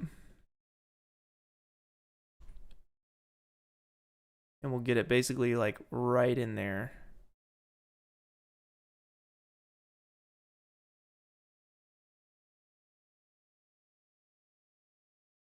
And we'll make it editable. We can grab those points, bring them up there. Virtually there, thank you for the super chat. Have you ever used Blender and what are your thoughts? I've used Blender like barely. And I think it's awesome. Yeah. I think it's great. There's a lot of fighting on whether Blender is better or C4D is better. Honestly, I think it's an argument that is pointless. Because hey guys, what's better, my left hand or my right hand? Oh, they're the same thing. You were just born using one of them, so you're used to one. It's like, have you ever thought of switching to your left hand? Like, no, because I use my right hand and I'm fine at it. I don't need to switch to my left hand. That's the way I think of it. Use what you enjoy. That's really it at the end of the day. It's cool that Blender is free though. You can do some cool stuff and you can get into 3D with Blender because it's free.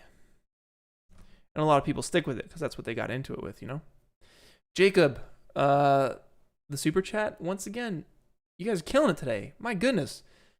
He says, thank you for the good vibes and the great content. My girlfriend is so tired of listening to me talk about surface imperfections. Dude, that's great. Oh, man. Yeah, I'll zone out. I'll start looking at the wall, specifically at the surface imperfections. I'll be like, dang, that looks good. So I know how you feel, man. That's really funny. Let's give this thing symmetry. All right, let's get this lined up at the 0. Hold Alt, throw it in the Symmetry Modifier, put it on the right plane, and then we can start duplicating these things. So let's grab this and move that to the top, rotate, hold control, and get this kind of lined up. Now, I feel like this guy needs to be rotated back a little bit more. Let's take that down to -y and rotate this thing back like this. Yeah. This one, let's go ahead and move it down here. And it kind of, it looks like it comes out too. This piece comes out like that. It opens up.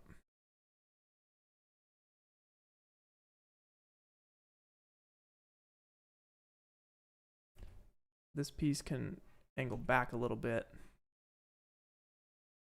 Just get right up in there. Scale it up a little bit.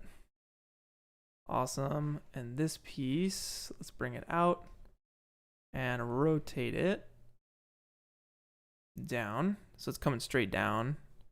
And maybe we angle it out just a little bit too. Cool.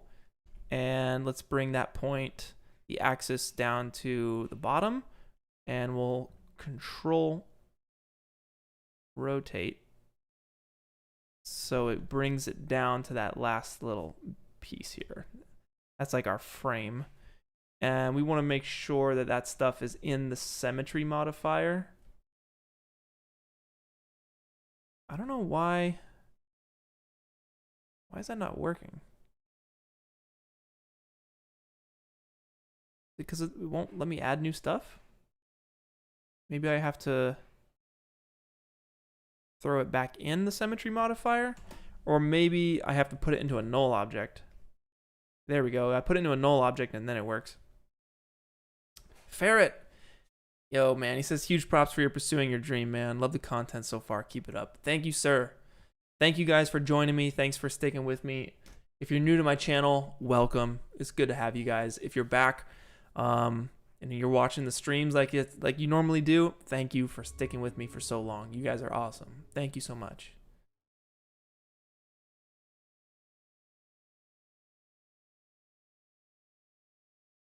All right, let's throw down some. Let's see. Let's get this gizmo up to the top. Hold control, make a cube, scale it down. And these are our mirrors. I'm going to make some big ones here. This goes up top. And we'll control drag for the smaller mirrors. And it kind of is a little bit forward and tilt it up a little bit. Push that back. And we can even rotate it just a little bit as well.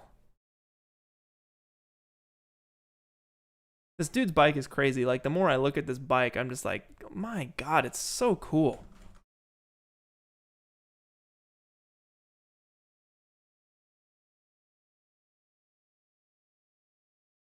Okay, so I think at this point we just need to build the frame, like the housing at the bottom. And for that, I'm gonna start with a cube. So let's scale it down, make it editable with C, and we'll scrunch it up. So it's basically as thick as the gas tank, maybe a little skinnier. And it's certainly up in there. And let's go ahead and just get it to the skinniest point of the gas tank there.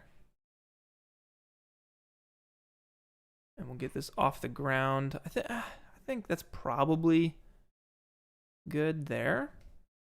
Let's grab this point and bring this guy back, because that's going to be our radiator that goes up into the motorcycle. And let's make a cut. Boom, like somewhere right up in here.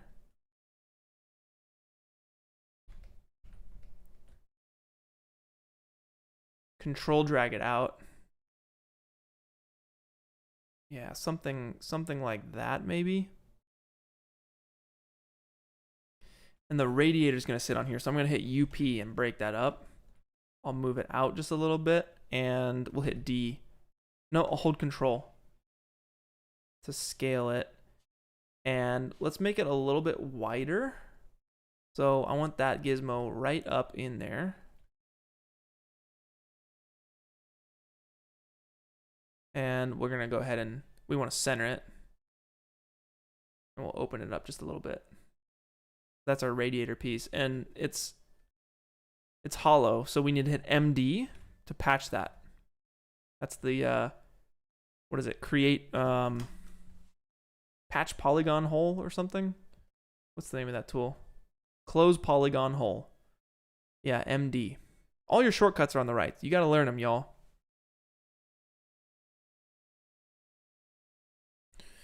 Okay.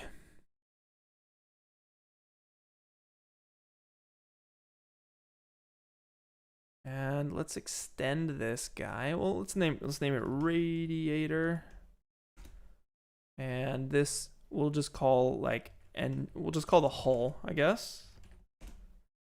And let's rename some of this stuff up here. This is I don't know, I guess this is a water tank too. I guess maybe oil tank. This is a frame piece. This is our rear view mirror. Another frame piece. And another frame piece. We got to stay organized, y'all. There's going to be a lot of pieces here. Side view mirror.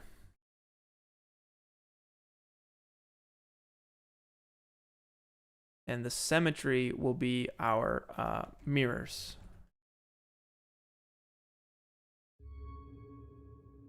Turn signal, right turn signal.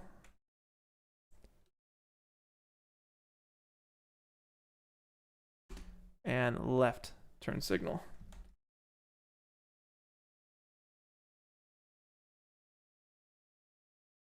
Headlight, and let's see. Dashboard. Awesome. Artem, thank you, sir, for the super chat. I appreciate you, man. So you say, hey, I am a longtime fan of Corridor and Freddie W. early days and just found you. I missed this week's challenge by one day, but I'll participate next week. That is the spirit, man. That's what's up. Yeah, the challenges are great. You know, I keep talking about how it's a really cool way for people to dive into their passion and learn something new or keep working on something they love every week. You have to do it consistently. That's the biggest thing. You have to do it consistently and keep working it like a muscle. So I look forward to you participating in this week's weekly challenge, which will be announced at the end of the art review after this lesson. And Soundwave, I see you too, man. Thank you for that super chat. He says, love your work. Keep up the great work, brother. Thank you. You too. You too. You keep it up.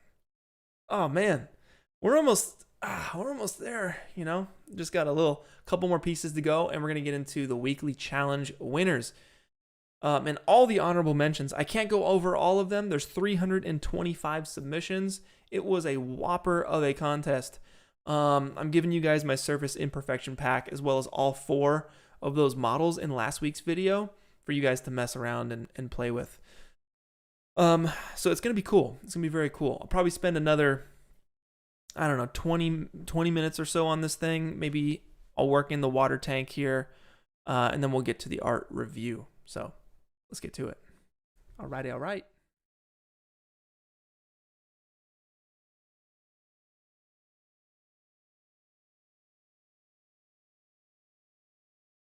Sweet. This is looking cool. Even as a low poly, like it looks awesome. Like this is definitely if you guys ever played Katamari, it's definitely like something that would be in Katamari. I love it. Okay.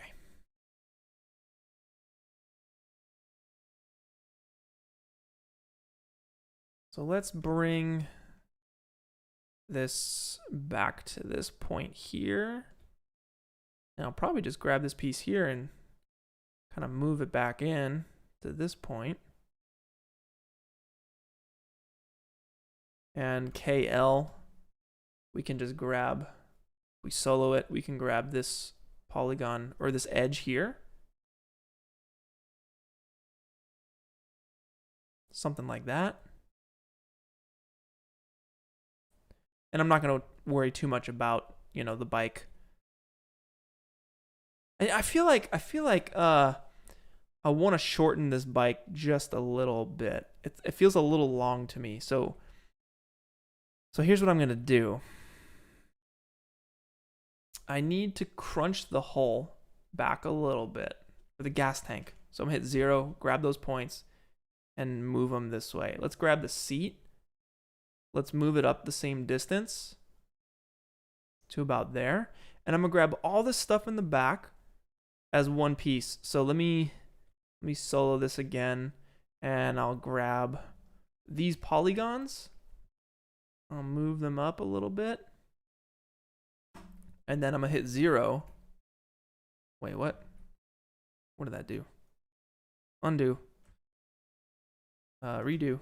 Control Y. Redo. There we go. I'm going to hit 0. And let's just try and grab all of this stuff. We got to be in model mode for that. Grab all these and move them up.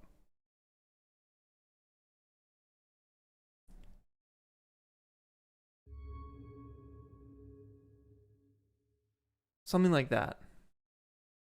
Talahav, thank you. Thank you, sir. 100%. Yeah, that feels better. That feels better to me. Just a little adjustments like that. Again, we're trying to figure out the shape of our object. We want to really define the object at, with shape. That's what we're doing. If it doesn't feel like the object, then you got to figure out where to make your tweaks and stuff. Now there's a ton of stuff going on the engine, but that's the detail. I'm not going to worry about that right now. It has a kickstand. I don't think we need to worry about the kickstand either, but this is basically at a point now where we can go in and start adding a butt ton of detail to this. Now, I guess it'd be fun to give it some light. Let's give it some light.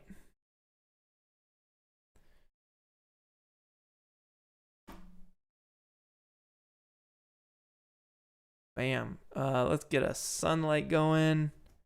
The first attempt. Thank you. Thank you, sir.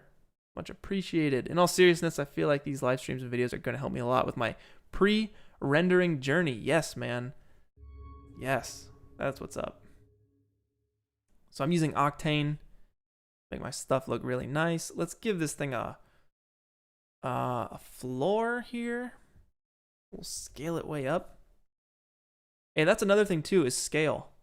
So let's make a figure. Oh, our bike is huge. No good. So here's what we'll do. Let's fix that. Let's put everything into that geometry null object. Let's take our gizmo. If we were to scale it now, it'd be like hovering, right? But let's take our gizmo and drop it to the ground and include all children, use all objects. So now we can drop it to the ground and get this bike reasonably sized.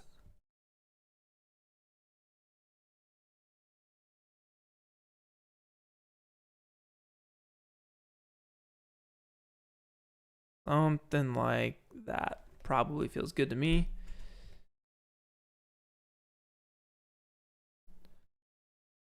And let's go ahead and Grayscale Gorilla.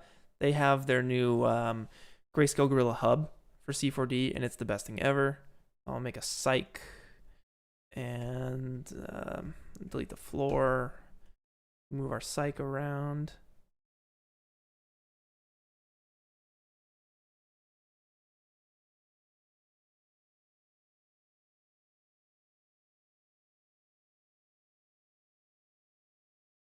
Something like that. And we can actually use an HDRI as well. So let's right click this, give it HDRI link the texture, and we can choose from all these awesome HDRIs. Where are they? What happened? Where's my stuff?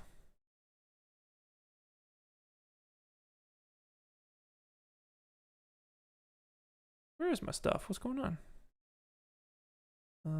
Plus library. All my stuff should be here. Maybe clear the search. Okay, yeah. I guess I had something in the search.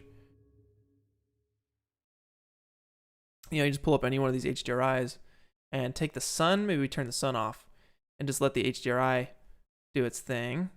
Let's see. So it's blown out. You can select the image and change it to linear, and that'll normalize it.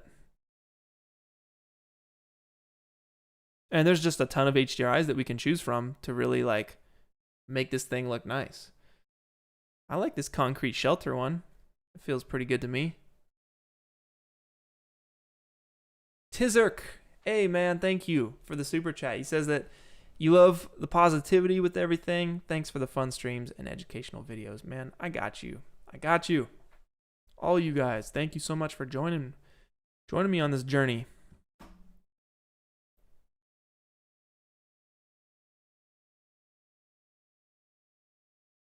Boom. We can give the background a texture if we want.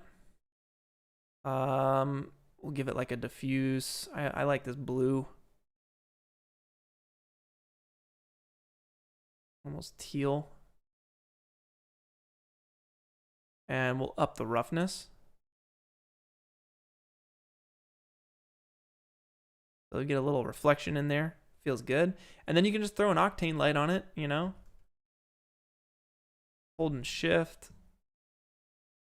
Go 90 on that. Boom. Get it up there.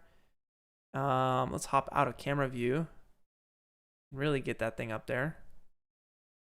And maybe we just shine it on the background, you know? Like maybe that's going to be a cool look for us. And you can hop into the camera and under option, you can uncheck the check camera option and then hop out of the camera and be able to adjust your stuff.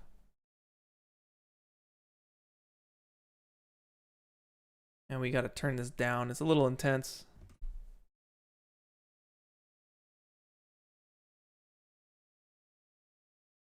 And of course, you can go in here and, you know, give it some depth of field, which you're not really going to see too much of because, you know, it's just a blue background. But let's do, you know, we can add a color correction to our stuff. Make things look a little nicer. Maybe give it some vignetting if you want. Maybe some bloom. You know, and work that cutoff so it's just hitting like just the brightest points. But this is our blockout. This is our blockout. We can hit it maybe with a, I don't know, maybe a 24 mil, and we can pose it a little bit. So here's a trick. Here's a trick for you guys. You can go into the I keep saying geometry.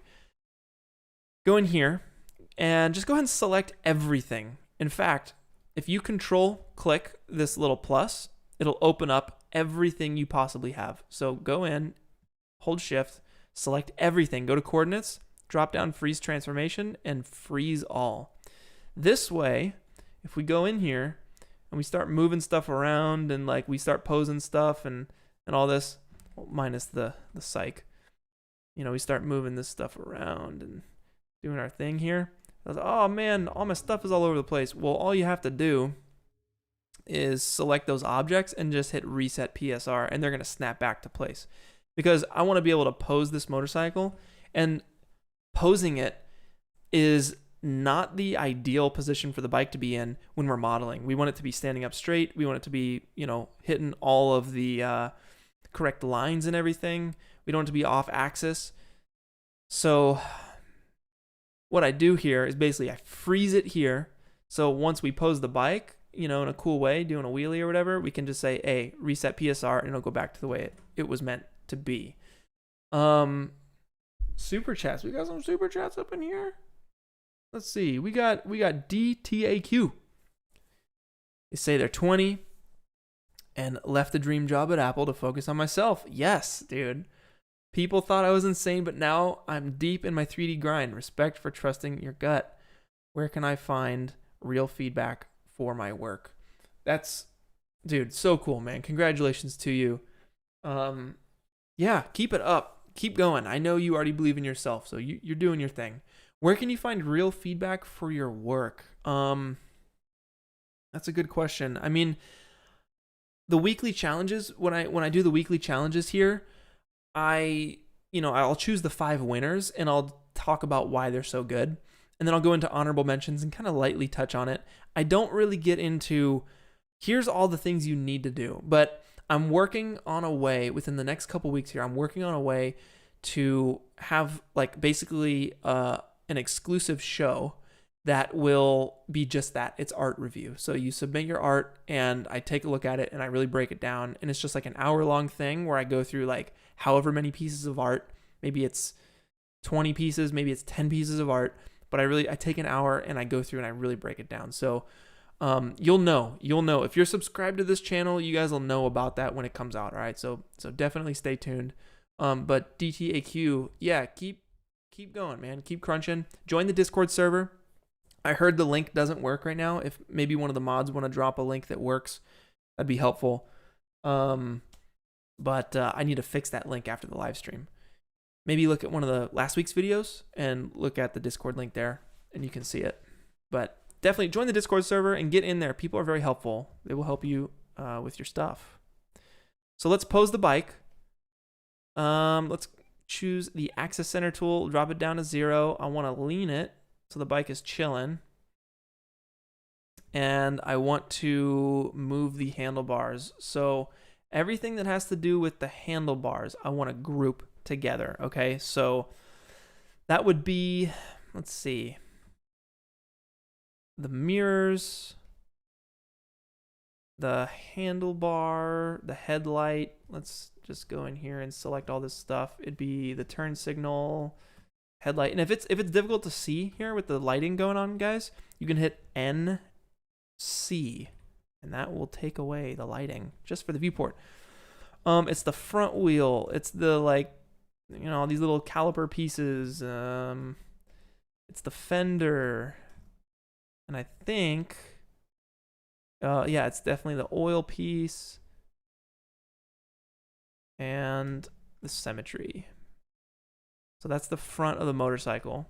I'm going to hit Alt-G, and it's going to group everything into one null object, all right? So I'll just call that front.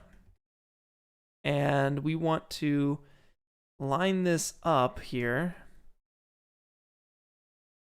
Hit L. I'm going to move this to the center point of the handlebars. And I'll push it back. So it's right up basically on the corner of the handlebars. That's where it's turning from. And then we'll rotate this tire a little bit like that.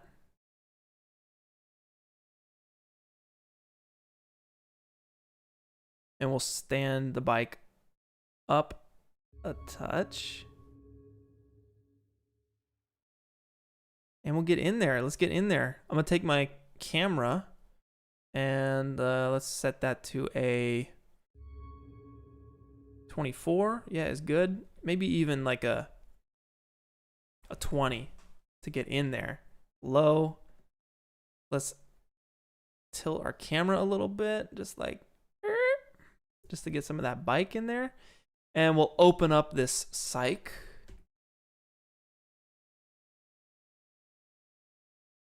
We should be able to change the width, yeah, and the height.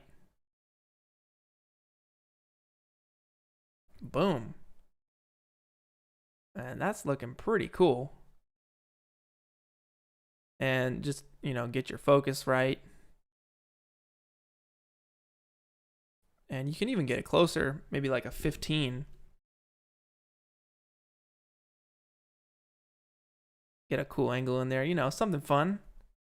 Anyway, you guys get the point. That's good stuff. We missed the super chat, didn't we? Bartek, yo, you say I'm pretty okay with modeling, but sucks with composition and lighting. Can you suggest good resources to learn more or give any tips? Yeah, lighting and composition is huge, man. That's a huge move. So in a similar way, so I blocked out this motorcycle, right? But when I did my parallel dimensions render, if you go back, I think I have a playlist for it, and it's the first video in that parallel dimensions playlist. It's the environmental masterclass. So in that video, I start with concept art, and I do it in Photoshop, and that's where I'm working my composition. And as I, you know, go along the process, I'm constantly referencing that that concept art to make sure it's looking, looking correct. If you want a book on concept or on what do you call it? On what is it? God dang, composition. If you want a book on composition, I got one for you. Hold on, it's right over here.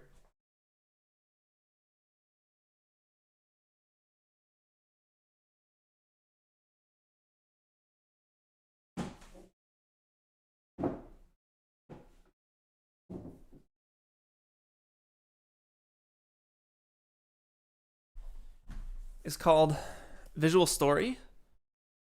And I learned a lot from this book. Basically, it teaches you how to describe objects with their shape using silhouette and lighting and color to push and pull things into the foreground, into the background, to how to draw the eye. Dude, this book is solid. This is one of my favorite ones. Yeah, lots of good stuff here.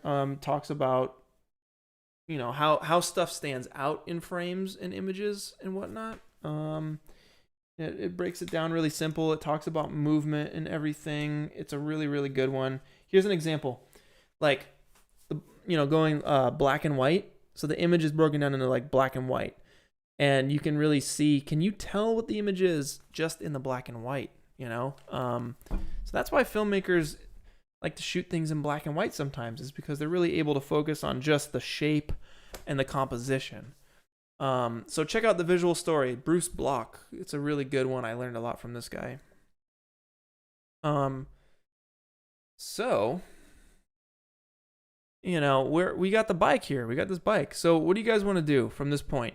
We can hop right into the weekly challenge winners, or I can take the next 30 minutes to work on like detailing out this water can. What do you guys want to do? What y'all want to do? Let's go with the weekly challenge. All right, challenge, details.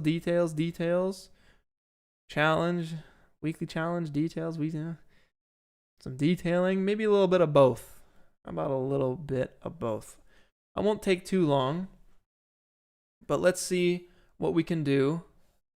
Let's see what we can do here. We want to model this guy here. That's what we want. There's also a handle on this thing too. Let's see. Quentin, the super chat. Appreciate it, man. I hope you will I hope you will keep doing the amazing share of knowledge and positive energy as long as you can, as long as C4D exists. Absolutely. Yeah, man, I'll do what I can do. Obviously can't do this until I die, but I would like to be able to share my knowledge until I die. I don't know if it's going to be exactly this way, but we'll figure it out together. So to me, like, these are the two angles for this thing. So let's see if we can't get this figured out here. Boom. All right. So the watering can. Let's go ahead and save our stuff. And I'm going to reset PSR on this bike. Let's go ahead and select all these objects, reset PSR. Oh, snap. Maybe that happened because we changed the gizmo. So in that case, I will undo and undo and undo. That's good to know. That's good to know. It references the gizmo, so I need to be able to like group that stuff before I get into freezing the transformation. All right, so let's take this piece here. This is our watering can. Let's find it up in here. Watering can. Yep.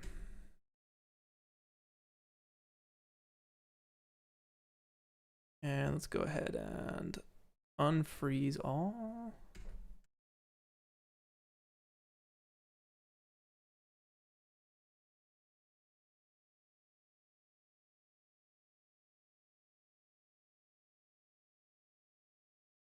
Bear with me, y'all. Bear with me.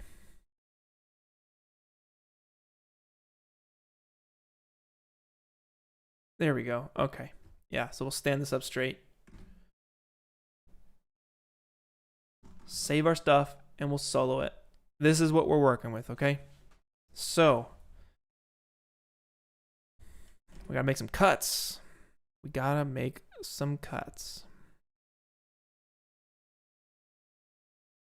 Let's see. I'll spend about 20 minutes on this, and then we'll get into the weekly challenge. All right, so I'm seeing some stuff like this. We probably got 1 and 2 there. All right, we can bring in, I'm gonna model the low poly version of this so that we can make the high poly version. All right. First attempt, the super chat. Appreciate it, man. Make sure you group that windscreen and mirror assembly with the frame and not the handlebars. Also looks great so far. Thank you, man. Thank you. Good advice.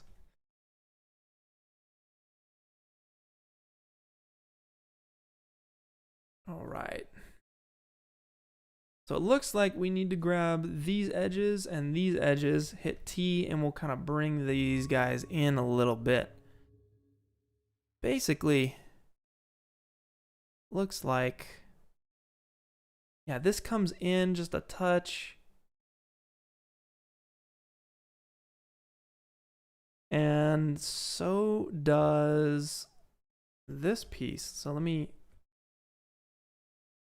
use the actual, I'll loop select this and then hit MO. That's gonna be our move tool, and we want to clone it. So I'll just move this out a little bit, and I'll do the same here. Yep, and then let's take all of these points here, or these edges rather, and we're gonna scale them in towards each other.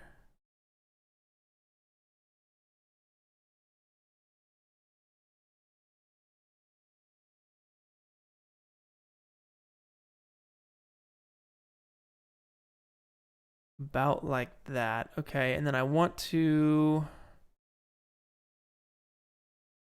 let's see, I want to bevel these. Let's go symmetry on this. Down the middle. Hit 0. Point mode. Select all that.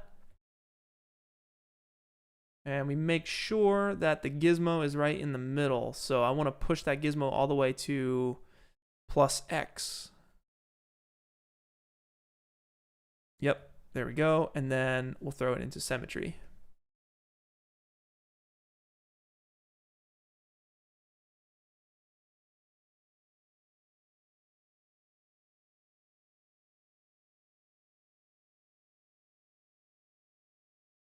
All right. Now I think I need to break up these points here. I need to bevel these, MS.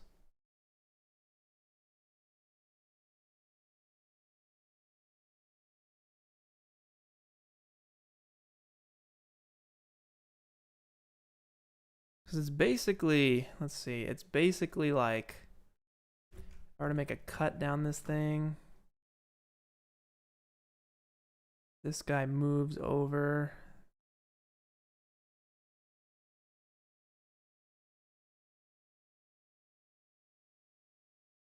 A lot of trial and error on this thing, you know?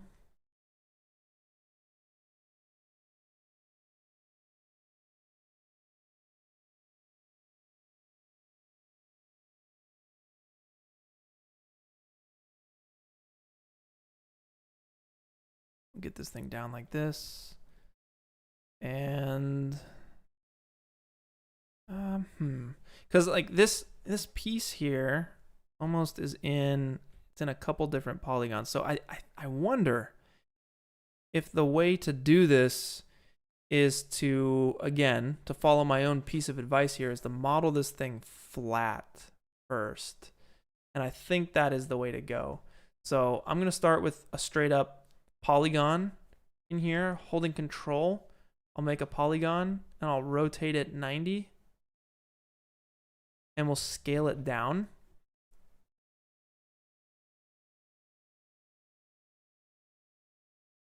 And I'm just gonna move these points here. So let's take the polygon, make it editable with C.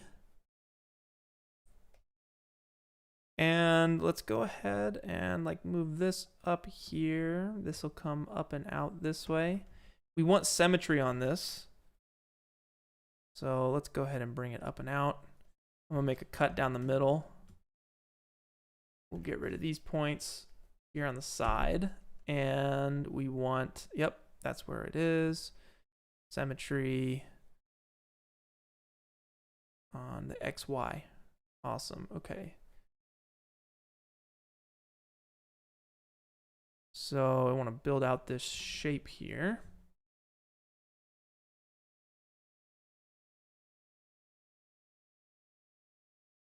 Something like this. Let's see.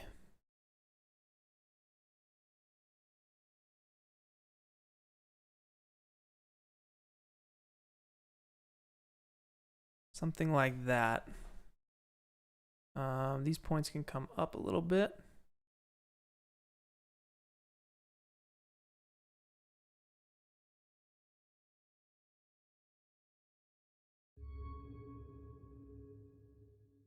Aztec, thank you for the super chat. First time I watched your videos was a Carbo Warfare. Holy crap. Then you stopped uploading and I found you on Corridor. Happy for your journey, bro. Best wishes. Thank you. Yeah, man. I can't do it all. I can't do my channel and Rocket Jump at the same time. I can't do my channel and Corridor at the same time. So it just made the most sense to dive into my stuff full time, man. So I'm so excited. So excited.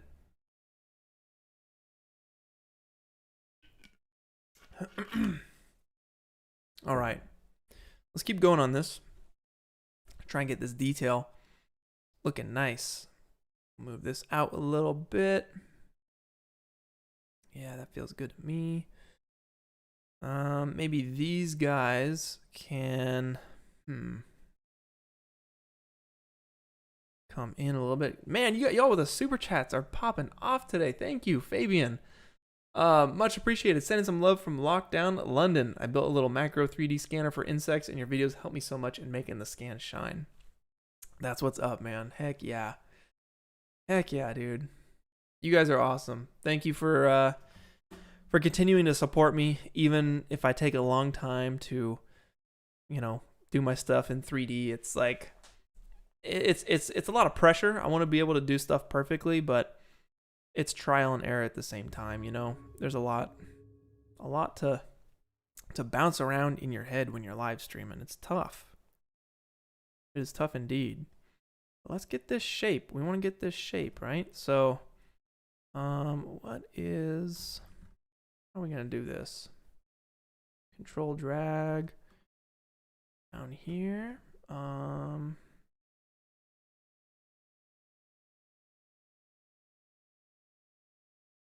Get this going. Maybe come out here a little bit. I'm just really trying to get the shape of this thing correct.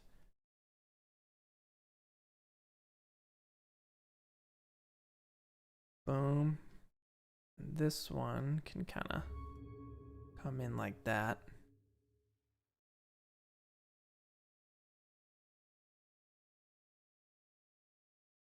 Awesome. Awesome, awesome. So this is kind of the vibe here on this watering can. Let's move up these points somewhere up here.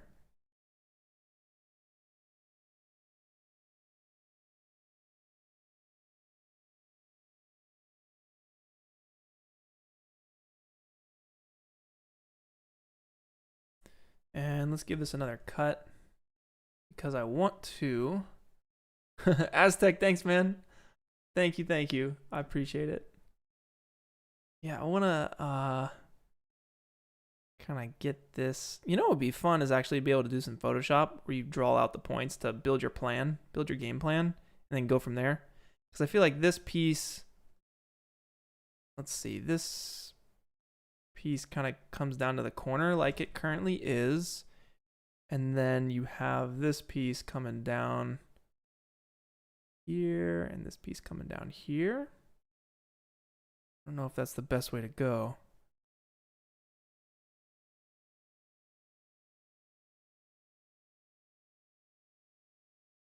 Something like that, maybe.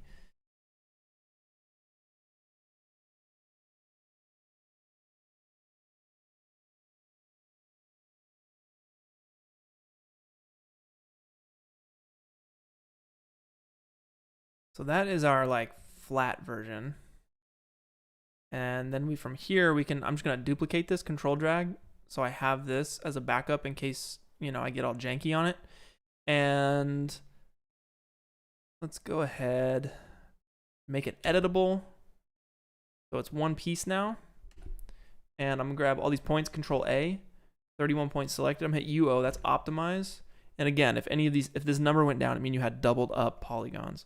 But in our case, we're good. So I'll select all these, hit D, make sure caps are on, and push that back.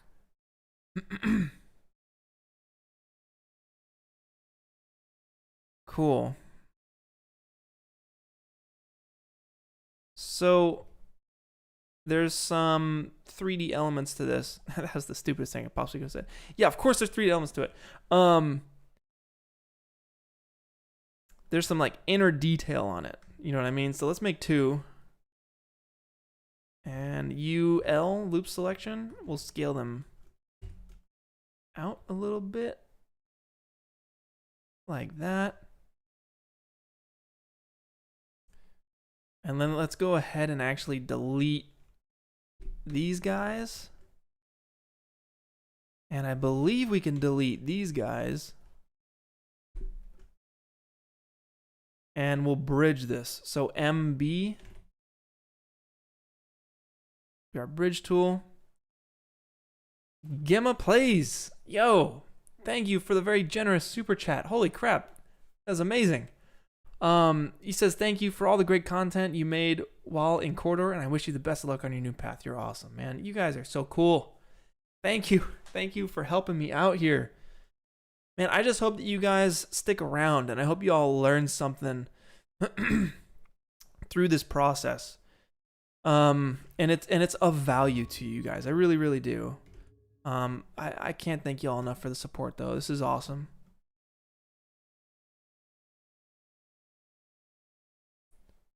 All right, so we're just bridging this stuff and following the shape of everything. Again, go to point mode, select everything, hit UO, just to make sure we're all good there. So that's about the shape of that. Moving up into this piece. So this piece, we'll solo this. This piece here is connected on the right side. So what we want to do is we can grab all of this, we can delete this, and let's bridge. So MB once again, all right? Bam, we'll get that connected. Let's get this front bit connected. Okay, so there's an n-gon situation here. What we can do is go KL. Bam, hit those points like that.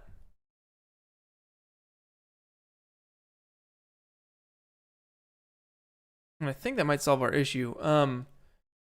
Eric, dude, my goodness, thank you. Thank you. You enjoy my stuff. You recently started your own CG business, and I'm thinking that YouTube could be a good way to get your name out there and get clients. What would you recommend for someone new to YouTube? Great question. I would say focus on the stuff you do. Sorry, by the end of the stream here, my brain starts to lose itself. Focus on the stuff you love doing, because you're going to have to do it consistently, and you're not going to be able to do stuff that you find, You're not going to be able to do it consistently. All right, so you're going to have to keep it with consistency. You're going to have to focus on the stuff that you love, and you're going to try and collaborate with people that have a bigger audience than yourself, but you guys speak the same language. So definitely those 3 things right there are going to help you guys out a lot when starting your YouTube channel. It's a lot. It's a lot of work, but very, very doable, very possible. You just got to stick with it. All right, so these points here, let's bring those guys up a little bit. In fact, I'm gonna grab these ones too, and we'll scale those out just a little bit.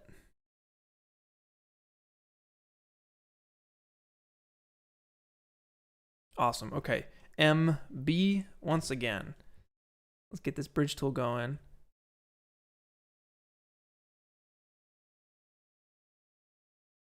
Boom. Very nice. Same on the back side. Very nice. And now we can take these points here and scale them up and in. So I'm going to grab all these points. In fact, yeah, no, it's the points. Get all these points up in here, and we're going to open them up. No, I lied. What do we want? We want to basically crunch them down like this. Open it up. And we also want to take these back points here, holding shift to grab all of these, and move them forward.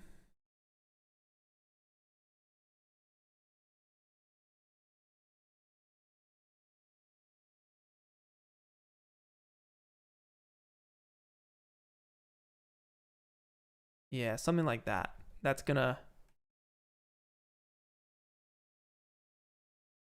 very nice. I like that a lot. Great him. Thank you for the super chat. I'm glad you like watching the streams and that you're learning a ton, man. That's really where it's at. I'm learning a ton as well. You gotta keep learning, gotta keep growing. All right, let's get these points. Move these guys down. Get these points. Actually, no, before I move those down, kind of what I need to do is kind of grab all of this. How do I want to do this? Evolver, dude, one of the OGs. Good to see you, Chris. Man, thank you. Yeah, I know. A photo scan would be a lot easier. Enough said. It would be a lot easier. And part of me is like, man, I probably should just photo scan it, but I don't know. At the same time, it's fun, so it's a good time. Let's take our slide tool, MO, and make sure that clone is not checked, and we just want to slide these points down.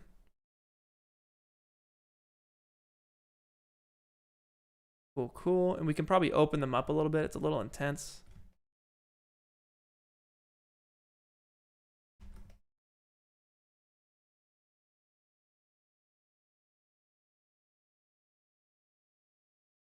And we might as well grab these guys too.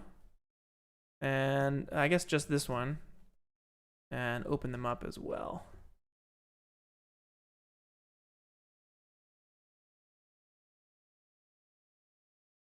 So when you go in here and you give it a subdivision surface, you know, you can start making some cuts and stuff, and really like sharpening up this model. Got your edge flow going, really nice.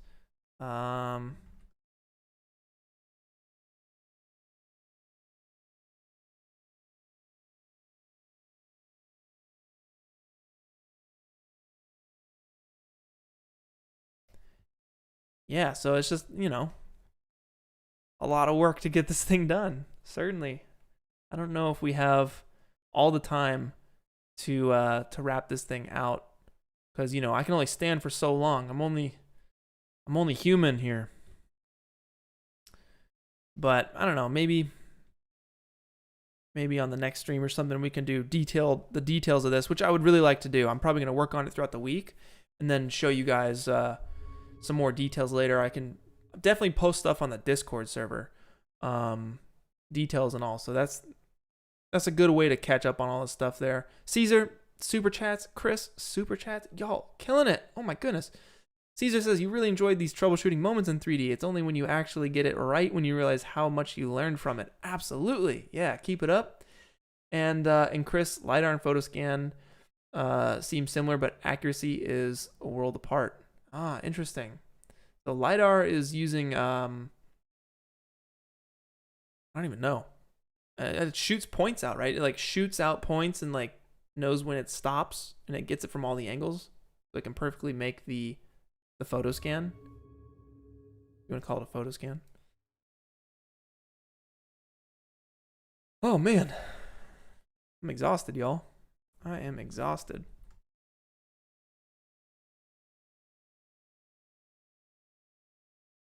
This is really the process. Let's finish the low poly version of this at least, okay? I don't want to leave you guys hanging too much with that. So let's see if we can make a cut here.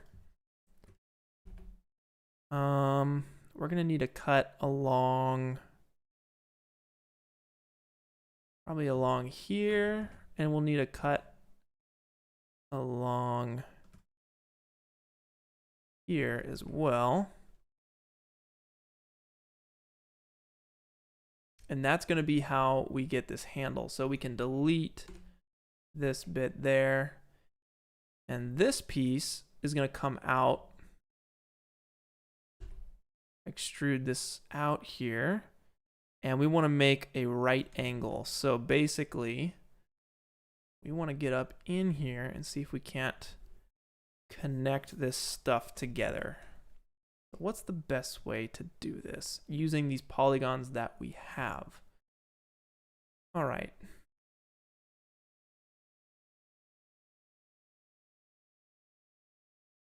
But it also does a thing too where, these pieces come in.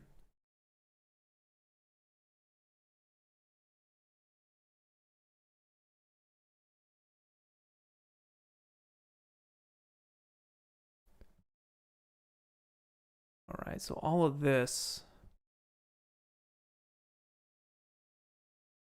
we scale this down. I want to basically match what we have on the left side by scaling that down like that, and then bringing these side pieces in, all this stuff, and scoot that in.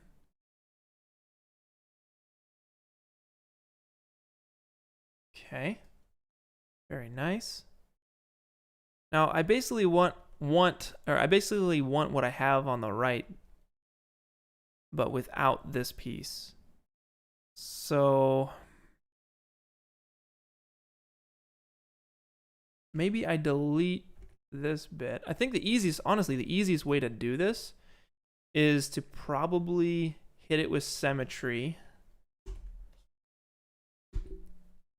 right here. And boom, let's hit it with the XY. Bruno, what's up, man? Thanks for the super chat. You want to say that you've abandoned 3D, but I've helped you get back into it slowly but surely. Greetings from Brazil. Dude, that's awesome, man. That's friggin' sweet. 3D is so much fun, man. Keep creating the stuff that you love creating. I love doing it. It's like a puzzle to me. That's like my favorite, man. It's just a big puzzle. So keep it up, brother. Keep doing your thing, man.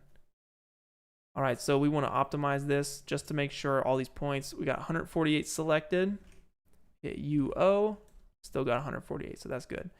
Now, again, this left side is the same as the right side, except we want to delete this bit here. That leaves us with a gap, which we can bridge with MB.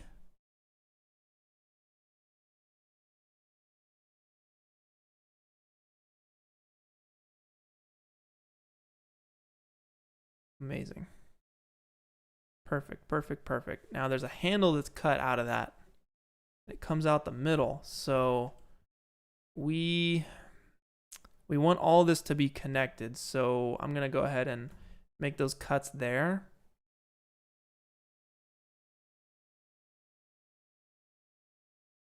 In fact, I'm wondering if we can just make it work by selecting this point and restrict to selection, so we just get those cuts right there.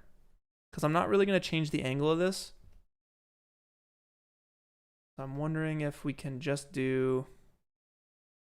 I'll do the same on this one. KL. And I might be wrong. You know, we might have to come back later and change that. But I think for now, this is going to be good for us. Let's just restrict it to the selection. Right there. It will delete these bits here. And we'll bridge it. Okay, so MB once again.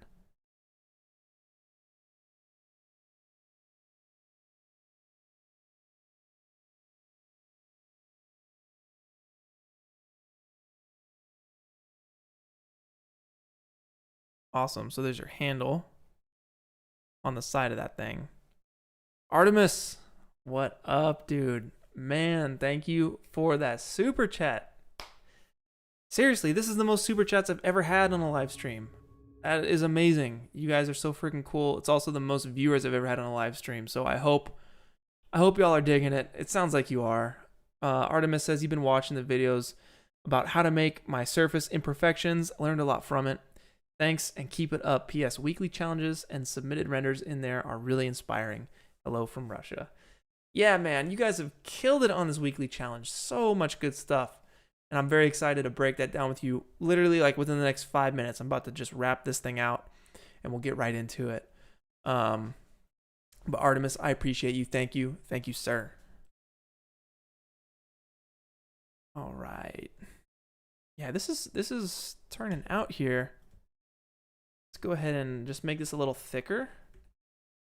Whoa, let's try it again. It's a little thicker. And maybe we just do like this guy and this guy. So just everything minus the handle. And we open it up just a little bit. I really like the shape of this thing. It's very cool. This is what we have. And we're very, very close. The last thing is the handle on top. So it looks like the handle on top kind of tapers a little bit here. So maybe we can grab these top pieces and move them down.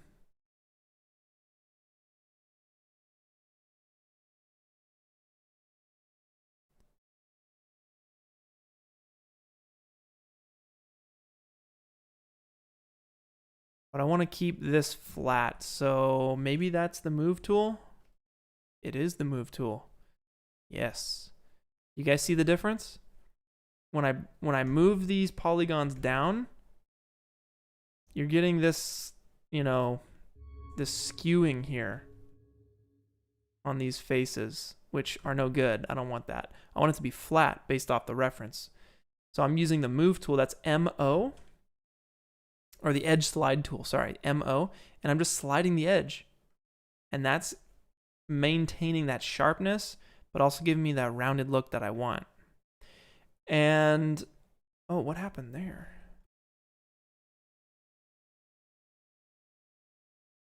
Okay, so it's being a little janky on me, so maybe the way we do it is just select these guys one at a time. Wow, do we really have to do this one at a time? So come down like negative 1.86. Sure, that's the number we want. Select that guy.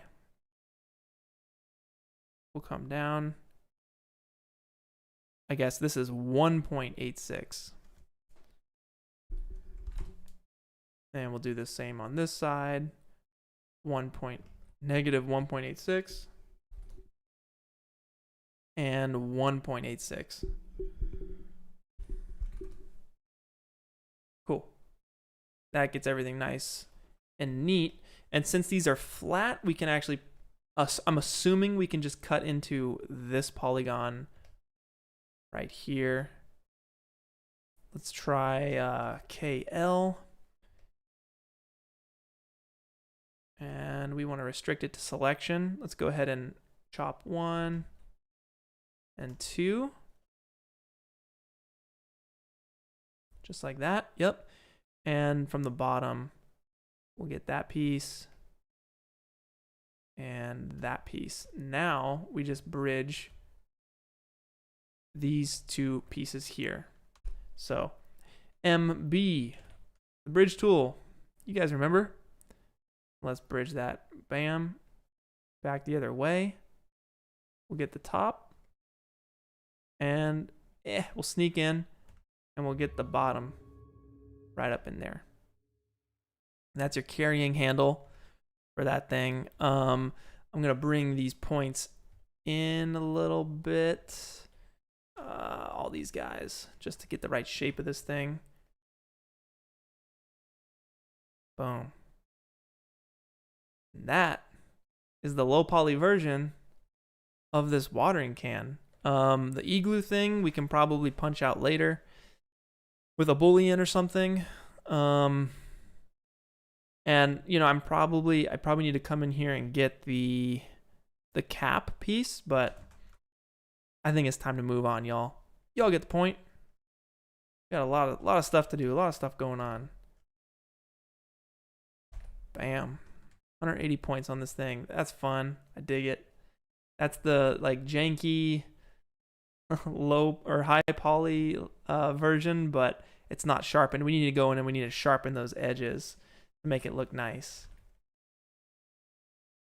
But that's it. That's it, y'all. Okay, guys, I think it's time to talk about the challenge winners. You guys worked really hard. You did a good job. So here's what I'm going to do. I'm going to announce these winners, the 5 winners, and I'm going to go over like 30 honorable mentions because there's just so many good ones.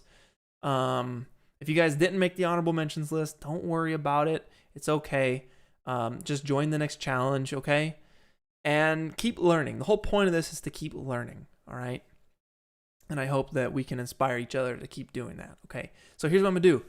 I'm going to take a 2-minute break, and I'm going to be back, and we're going to knock out this weekly challenge. I'm also going to announce the next weekly challenge for you guys to get started on at any point.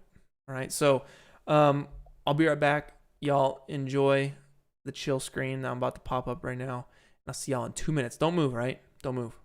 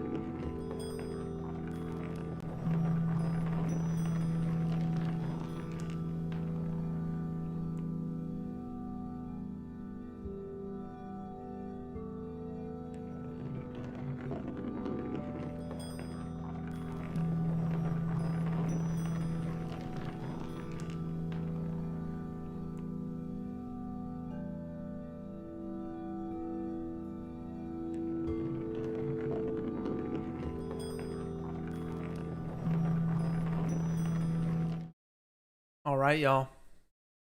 It's about that time. All right, we're going to do this. We're going to review some art here. All right. It's going to be sweet. I'm very excited to get into this. So there's so many. Oh, all right. Here we go. So okay, here's the thing. Before I get into this, I must give a disclaimer. Because we had 325 people join this weekly challenge this week. It's the most we've ever had on a weekly challenge. It is really freaking cool. With those 325 people, though, we found the most cheaters that we've ever found combined. Like from all the past cheaters, we've had more than all of the past cheaters combined on this challenge right here. I think we had to ban a person or two for using downloaded models, for using past projects. The point of this is to learn and grow. So we don't want to just download models and say, hey, that's it. Really, it just comes down to reading the rules. Y'all just got to read the rules when we do this thing. It's very important y'all read the rules, all right?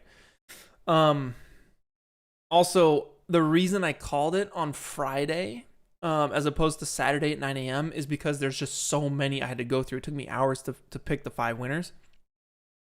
But this is something I've been wanting to do for a while. So the deadline, I think it's always going to be, no, I don't think, I know. It's always going to be Friday at 9 a.m. So we're just moving the deadline back by a day. It gives me a chance to go over the winners and like, basically it makes my stream mornings a lot easier on me and a lot less stressful. So it's just the time I need to get that done.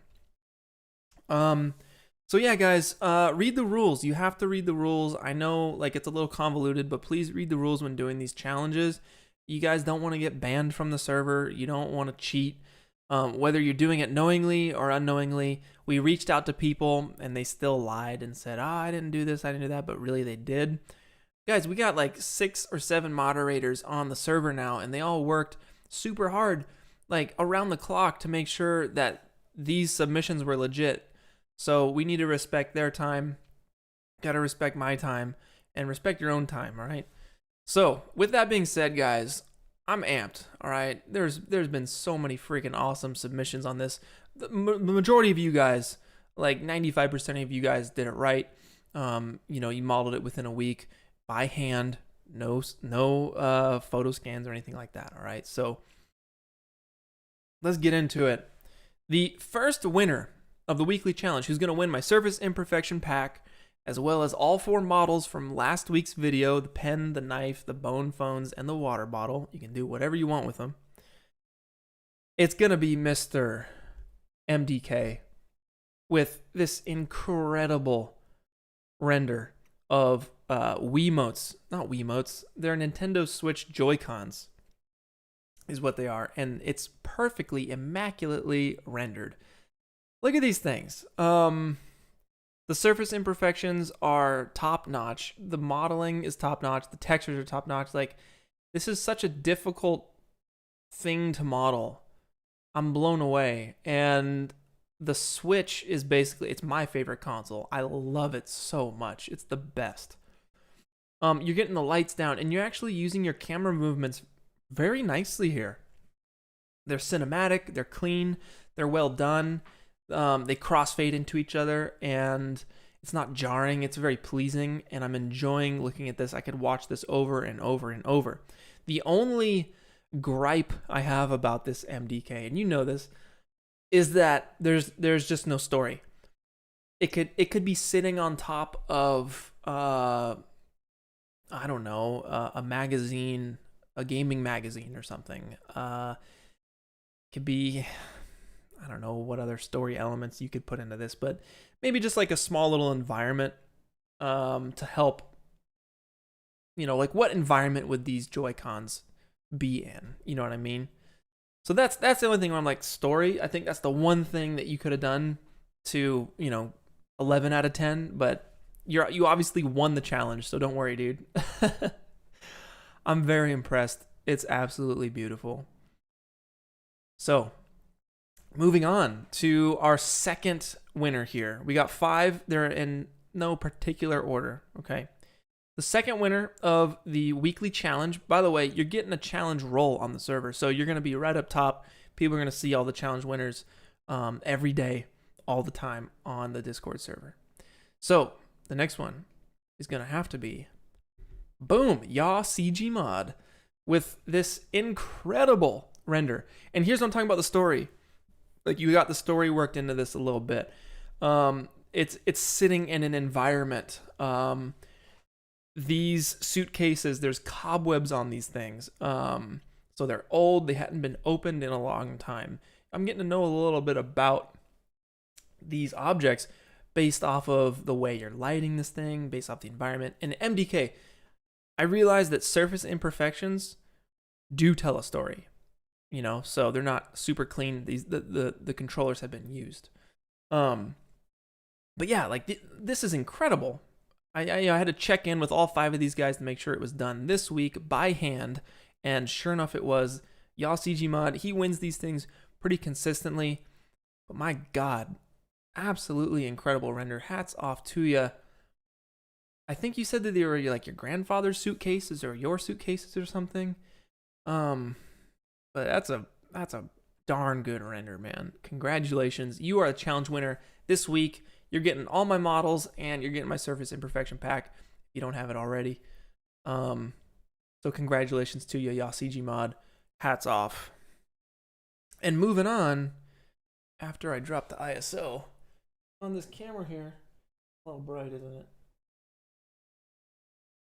Well, that's not working. Anyway, moving on. All right, so we got, bam, number 3. Whoop, Nelly.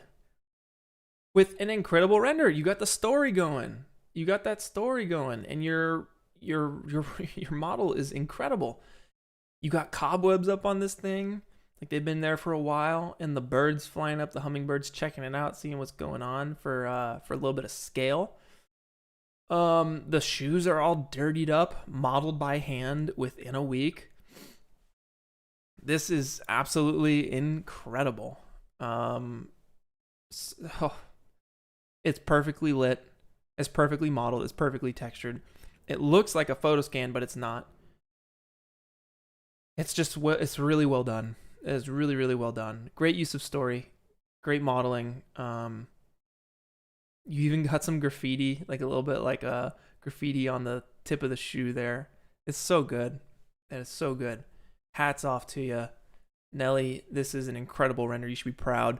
You're getting all 4 of my models and the surface imperfection pack. I think this is the first time you've won a weekly challenge. So that's exciting. That is very exciting. All right. Moving on to number 4 out of 5 here. Let's see. Here we go. Bam! Moonshake 3D with this incredible render of a camera. Now, there was a lot of camera models that were submitted that I thought were really well done. Very, very, very well done. This one just happened to be my favorite. It's got the surface imperfections. It has the story. It's sitting on a magazine, photo magazine, that maybe this camera took the pictures in it. Your surface imperfections are amazing. Your modeling is amazing. It's a very simple model, it looks like, but the detail is there, man. Like 100% super, super solid model. I'm very impressed. Moonshake, you do solid work. You've won some of these before, and I'm glad that you've won again. You're showing everyone here what is up. This is amazing. Something to really look up to. So congratulations, Moonshake. You're the winner this week. You got that challenge winner role. It's going to be on the top right in the Discord server. Everyone's going to know. Everyone's going to know and be inspired by your amazing work. And finally, the final winner of this weekly challenge is...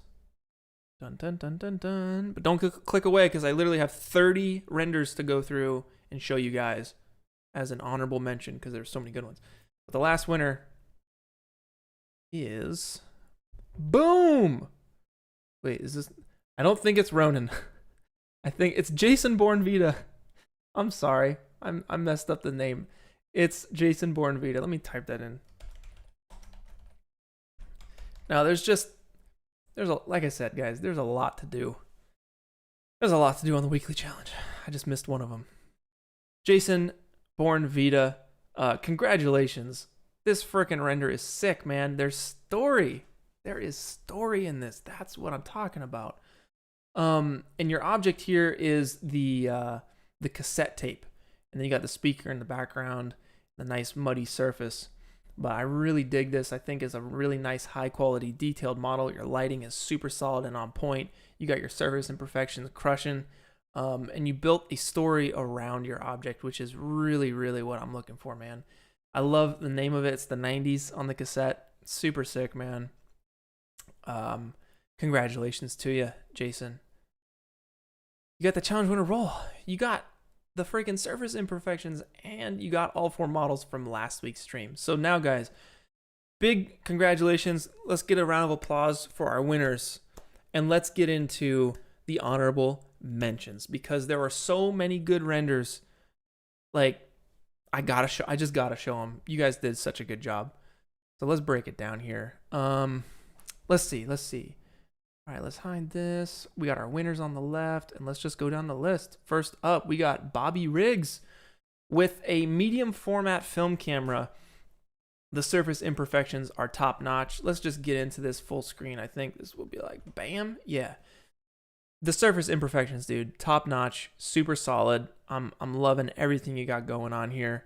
Your texturings are your textures are really nice, and your lighting is super solid. So, congratulations, Bobby. It's looking really nice. Who's next? We got Akuma with this really, really cool keyboard. This is freaking solid, man. I love your wood texture that you got there. It's really nice. And you did a really solid job modeling this keyboard. Hats off to you. It's very nice. Good stuff. Let's get that full screen. See what it looks like. Got some nice surface imperfections on there. Sick, man. Yeah. I learned a lot about you guys too doing this challenge. There's a lots of cool video game renders. There was music renders, different weapons, different objects and stuff. Lots of coffee, lots of cameras. All right, next we got the Dread Soul with a video. Yes, full screen. Look at how sick this is. It's like all super cinematic for some freaking clippers. It's hilarious. You got your imperfections on there. You got your bloom and your glow on there. It looks really nice. And I just thought that this was a super solid model. Really good job. Good work on the like cross hatching there. You got some animation. Dude, your camera work is freaking solid. It's very, very cinematic. I dig the way you did this here. So I wanted to shout you out, the Dread Soul. Congratulations for that honorable mention. You guys are doing good work. Next up, we got Soul Nate with another video. We got a few more videos for you guys here. Let's go full screen on it. Dude, Soul Nate is so good. Soul Nate puts out solid work all the time, and this is no exception. Your texturing is solid for just even like a white object. It's a really solid render. Let's loop it up. Let's loop it again here and see what we got. Look at the surface imperfections and like the bump, specifically the bump when we get into this close up here. It's just really nice. It's really detailed, and it's a really, really good model. So congrats, Soul Nate, for that honorable mention. Y'all are close. Y'all are really close. Calypsy is next with the PlayStation controller. Yes. I love PlayStation so much. I'm playing through Ghost of Tsushima right now, but look at this thing. Amazing. Solid work. Fantastic work. A very difficult model to work on, actually. It's a really difficult one. I think my only gripe with this one is the camera movement. It starts and stops. I feel like it should just kind of flow through the thing, you know? That's really my only gripe, other than adding surface imperfections, but I think it's solid, man. Really good work here, and I just wanted to shout you out, Calypsy. And Jano with this one here. This is our last video. Sorry, second to last video. I love your cinematic movement here. Let's take a look in full screen. You got your surface imperfections, fantastic model there, really nice on the minute and hour hands. And you got some dynamics, it looks like, a little bit of dynamics. And I love the way you presented it. It's very filmic. It feels very appropriate, and it's lit very well, rendered very well. So Jano, congrats, man, on the honorable mention. Good stuff. And we got Bayu Bongo. Sorry, Bonyu Bongo. What an awesome render. I remember my PS1. It was my first console. And this is like the mini, right? This is like the PS1 mini or something. It's not the original PS1. I remember a friend had this one, but dude, your stickers are solid. Such a good job on that. The imperfections are really good too, but I just love the way your stickers are all like broken up and crusty like that. It feels very legit. And CTR, dude, that was my favorite game. Crash Team Racing. Really good job on this. I love how your memory card's kind of crooked too. It's kind of janky and broken. I love it. Really good job on your textures there. Bayu Bongo. BAYUBONGOH. Congrats on the honorable mention. All right, Zachary with this one here. And we checked, we got to check on these. Because this is an easily downloadable model. That's the thing that we got ourselves into, is we were like, people can just download these models and say they did it. But I checked with all these guys here, and they did it legit. So this is a really good one. Your surface imperfections, your lighting, your composition, and your modeling skills, boom, they're popping off. It's really good stuff. You should be proud. Very, very proud, Zachary. Trips is next. Look at this. Look at this. Look at the detail. Look at that detail. It's so good. God, it's so good. It's like so sharp and crispy, and your bump is perfect, and your lighting is perfect. Fantastic work. It's a tough model. It's a tough shape too, so I wanted to shout that one out. Trips, congratulations, man. Honorable mention. Steve, you're next. You got a friggin' fan. This thing is great. Your rendering quality is perfect. Your modeling is perfect. Like, what else can I say, man? It's really good. It's really, really good. Yeah, I love the fan shape. It's a good one. It's a very, very good little model to bite off there and get into. Seb is next with the coffee maker. Yep, hand modeled within the week. Congrats for the honorable mention, man. I wanted to shout you out. I think your rendering quality is nice. Your textures are very good. The mugs seem a little small to me, but I don't know. Maybe they're tiny. Who knows? You got some smoke. I think you said you used Photoshop for the steam, but this is super solid, man. Good work all around. Ronan, one of our moderators in training. Yes, man. This is so good.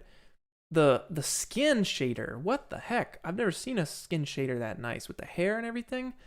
But the watch is the focus here. It's very well done. How are you doing the numbers? Is that like a Photoshop file with alpha, or is that straight up geometry with like a radial cloner? How are you doing that? That's pretty sweet. Yeah, I wanted to shout you out there. One man is next with this one here. Hand modeled within the week. Really nice. Good job on the car, man. That's a really cool model. It's a difficult one too. Cars are difficult, but this one is like a little bit more on the doable side. I like it. It feels really fun, and you did a good job making it feel old. You had some dust on it and stuff, and you did a good job with the imperfections. And your wood floor is great. I'm assuming it's probably from like Bridge or something, but solid work. One man, very solid. All right, next up we got One Dead Duck with an amazing render here. This one almost won. It was very, very close. It was in the last little chunk deciding of which ones are going to win here. And One Dead Duck puts out constantly good stuff. So this is amazing. Your imperfections are great. Your modeling skills are great. Your rendering is great. Like, it's just what it is, guys. These are just some solid renders here for you.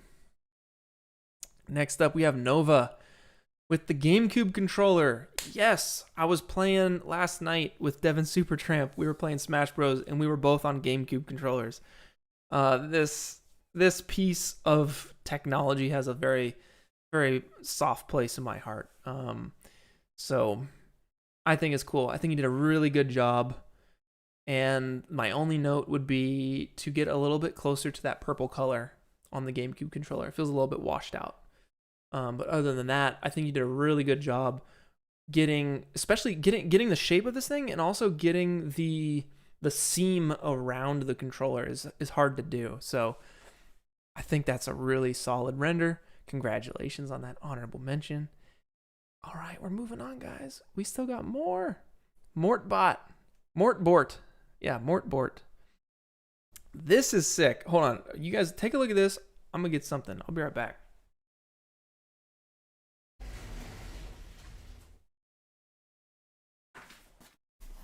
So, you know, I love it because it's a good render, honestly. Like, it's a really solid render. The lighting is really good, and it's very well done. But I just got to show y'all something. I got a little something in here. Boom, right here. Right here. This is it. I got one of these. I got one of these, and I got one of these. I got 3 of these unopened packs right here. Unopened. And I got the fossil ones too. So, I don't know, man. I don't know. A fun fact. I never got a holographic Charizard. And I bought some packs and gave them out as birthday presents one year. And I kept some for myself, obviously. One pack I actually opened. The one pack I opened, I got a holographic Charizard. I've never had one as a kid growing up. But it happened to happen, I guess. I don't know. I got lucky. But this one's cool, man. Mortbort. Congratulations. I dig it. Solid render. Leventi. Yeah. What a good render. Super solid model. Very good render quality. Good lighting. Good presentation against the background. If you're going to do it against a solid color, that's the way you do it. A little bit of dynamics in the background. Give it some reflection. Bump up the roughness. Good stuff, man. Super solid. Cosme is next. This one is good. Like this one really has the that filmic light to it. And the model is really solid. It's a really cool piece of it's a really cool shape, really. And your textures are spot on. Really good work there. So congratulations for that honorable mention. Josh Close is next with another guitar. Dude, your rendering is solid. Your modeling is solid. It's just everything. It's just everything, guys.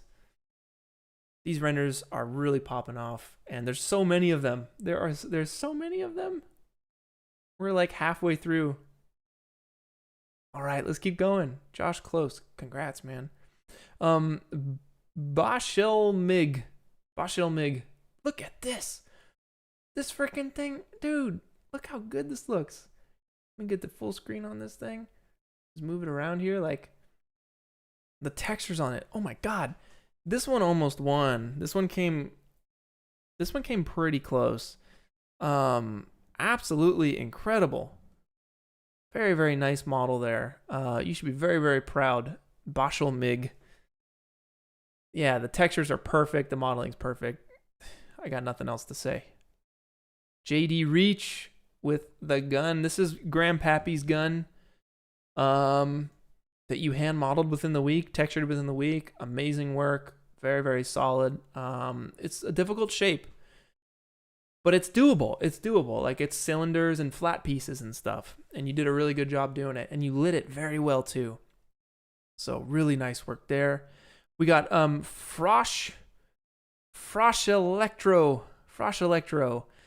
This one's cool. I like this. You didn't just put the helmet on the ground. You duplicated the helmets all around, and they're actually not clipping into each other either. So you probably hand placed all these, or you did it with dynamics. But it's really well done. The rendering quality is amazing, and the texturing, and of course the modeling is really nice. So Frosh Electro, congrats, man. That one's amazing. I dig it. We got Folio next. with this awesome knife render. Really good job here. Let's get up in close. Let's see. Let's freaking full screen. How am I gonna full screen? You know, I'm just making it happen. Here we go. Boom. Yeah. Look at that. Isn't that nice? You got the surface imperfections. Really good shape there. Really good job on the knife. I mean, probably better than my knife, to be honest. Yeah, you're even getting in there with the like beveled out, extruded out hole and everything. Really good, even on these guys. Solid work. Very solid work there. Moving on, we got Fatu Edward. This is crazy. This one is really nice. Let's go full screen with this one and see what we can see. Let's get it up here. Boom. Look at that. Isn't that nice? Like, that's a sweet model, and it's a difficult model to do. So congrats on that honorable mention. I think this is solid work here. Big fan of this one. Very, very big fan of this one. Your texturing game is really nice. I think it could just use some imperfections. Get in there with the dust, scratches a little bit, and you'll be off to the races. David K, another camera render here. This one's really nice. You're up in here with the imperfections. You got the faded font and text and stuff. You got little speckles of dust on the lens. Very good work. Very, very good work there. David, you should be proud. I dig it. And I love the colors too, man. Ariane SV with this chair. Look at this chair. It is like really, really well done. The shape is a little tricky, maybe on the handles there, the armchair. But man, your textures and your lighting, freaking A level, man. A+. Very good work, Ariane SV. We got Andrej next up with these headphones. These headphones, look at how good this is. Look at freaking how good this is. Isn't that crazy? You even have like the dusty little hair pieces and the scratched up rubbery foamy plastic. I feel like I can touch this one. It's so good. It's so good. Congratulations, Andrej. It's Andrej. Freaking killer. Absolutely killer. Zach 4K is next. Let's go full screen on this. This is a pencil sharpener, I guess. I think. Super sick work, man. Your imperfections are killer. Your modeling and texturing is killer. Your rendering and lighting, everything is spot on. Keep it up, man. Like, you guys, there's so many good ones here. Keep up this good work, all right? You guys are going to win these things, seriously. If you're making the honorable mention, you guys are very close. Moving on, we got Victor Guevara with this one. He actually did a fun breakdown of this on his YouTube channel. I don't have the name of it here, but if you go in the Discord and you find this render here, Victor Guevara is Guevara. He did some cool stuff. I watched it and like actually learned a little thing or two watching his breakdown. Very, very cool render there. We got the Game Factory with this one. This one's really nice. Look at that. The lighting is killer. Modeling is killer. Presentation is amazing. Like, you got a few objects here that you're presenting. Man, so freaking cool. You put a lot of work into this one, and it is A+ work. This was another one that came very close to winning. Very, very close. Tesla Rock. Yeah, this one was another one that came super close to winning. I love it. Your imperfections are solid. Your rendering, your lighting, your modeling is all so good. You should be very proud of this render. This is just fun watching all this stuff, man. It is so good. Beautiful, absolutely beautiful. Sven Gunt. This render is sick, man. Very cool stuff. Modeled from scratch this week. Every single item here on this list. And it's presented very well. I like your top-down look. And I like the way you lit it. It's really good stuff, man. Super solid. Sven Gunt. Congratulations on that honorable mention. We got Solda Vidson. Solda Vinson. Yeah. This one's cool. It's a record player. I love record players. I got one myself. I got a few records as well. It's not just a vanity record player. And I'm sure that Solda modeled this based off of his record player as well. So this is really good. I like the stickers on this thing. I just think the only thing that's a little intense is the surface imperfection on the plastic glass. It's a little intense. But other than that, I think it's a solid render. Next up, MXB with this coffee. I don't know. I don't drink too much coffee. What do you call this? Coffee pourer thingy. That's amazing. You did a really good job rendering the glass here and lighting this glass. It's hard to do. And your textures are ridiculous. Fantastic work. MXB, you should be very proud. All right. We got like 8 more to go. Mordicus. This is a good one. This is a really good one. It is simple, yet not simple at the same time. There's a lot of little pieces going on here, a lot of little intertwining parts, and channels and grooves that cut through this graphics card that make it difficult. Your texturing and your rendering is 100%, man. With this one, I can see why you didn't use surface imperfections. You know, it's a showcase. You're showing off a new product, and I think it really worked out. Mr. Wasabi with the Harry Potter Lego. This one is solid. I love this one so much. The imperfections are ridiculous. Let's go in for a closer look here. And like, let's just go full screen on this thing. Let's get it up in here. Look at this. It's so good. The imperfections are really killer and the modeling is really good. You did a solid job here. It's really well done. Hats off to you. Yeah, Mr. Wasabi. Congratulations. Manual K. This one, dude, okay, this one almost won. Let's go full screen. It's so good. Let's look at the details on this. It's incredible. Like, the Game Boy stuff is really nostalgic for me, obviously, because I'm a huge gamer. And Nintendo happens to be my favorite company when it comes to making games. They're just the best. And I've wanted to do a Game Boy render actually for a while. So this might just be the inspiration I need to do it. But man, your imperfections are insane. Your modeling skills are really good. And I am blown away by this one. Congratulations. You should be so proud. Jae Yoon with the calculator. This is another hard one. Look at this. Look how difficult this is. This model is crazy. The surface imperfections are great. The texturing, the quality, like, dude, this could be in any Pixar movie. This could, if you composite it well enough, it could be in any short film or literally anything. This could be real for all we know. But your modeling skills on this are ridiculous. Absolutely ridiculous. Jae Yoon 926. Congratulations.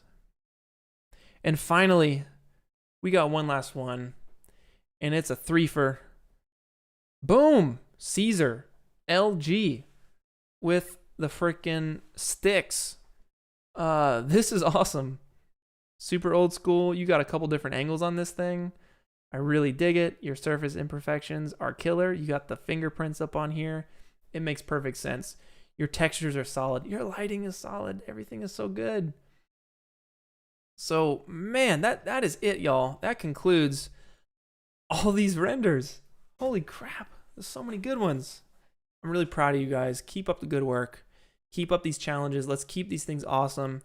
You guys have set the bar from here, boom, way up to here. You've raised it, and you're gonna have to show yourselves again this week, because we got to come up with another weekly challenge right now. All right. So I'm open to suggestions. If you guys want to start leaving suggestions for weekly challenges, I'm open to it. We're gonna figure it out right now. All right. So what are we gonna do? For this week, we got space, landscape, Among Us, food, machines, black and white, Ghibli, fluid sim, weapons, Nintendo, volumetrics. Okay, I'm going to go and just like pick 2 or 3, and then we're going to do a poll. Okay, we're going to do a straw poll. So many. Lots of ones we've done before. Video game, I think we've done video game before. Star Wars we did. This is a tough one. Okay, yeah, this is when the chat pops off. World War II, interesting. Galaxy, all right. Universe, ocean. Then we did underwater once. Tanks. The sea. Neon, we did neon. Astronaut, I refuse to do astronaut. Too many astronauts out there. Computers. Interesting. Dark Souls. I love Dark Souls. Yes. Racing. Okay. Ball. Interesting. A fantasy themed Galaxy. Hello Kitty electronics. Janky vehicles. That's funny. Lots of good suggestions here. Black and white. We've done black and white. Power Rangers, that's fun. Gears.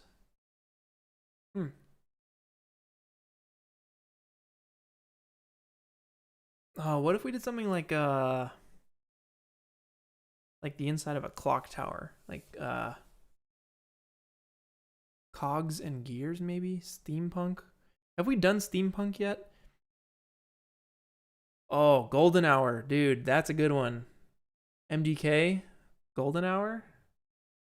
That's pretty good. I like that. That'll get you guys working on your lighting. Get some good lighting going.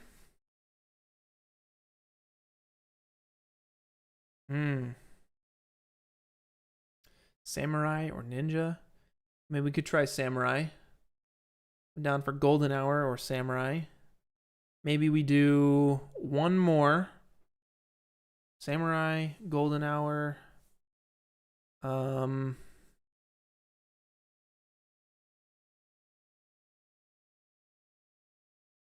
AI could be interesting. All right, I'm gonna make a straw poll real quick for y'all, and let's basically leave this to a poll.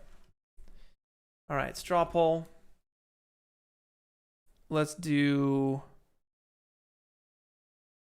weekly challenge. What do we want to do? Weekly challenge. We're gonna vote for it. You guys are gonna figure out what you want to do. All right. So we have Golden Hour. We have Samurai. And one more.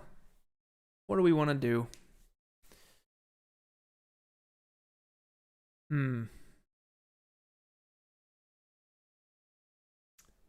Post-apocalypse. There's a lot of post-apocalypse.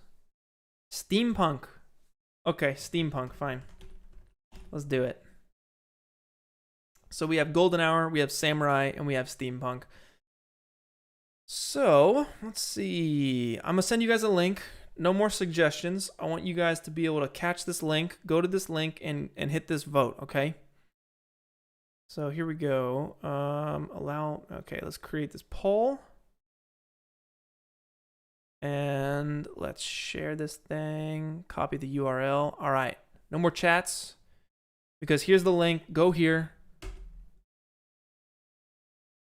And let's see what we can get here. See what we can see.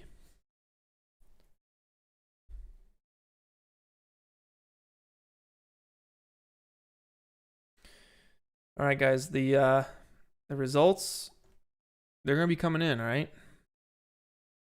What do y'all want to do this week for the weekly challenge? We got Golden Hour, we got Samurai, and we got Steampunk. These are all things that I could get down on for sure.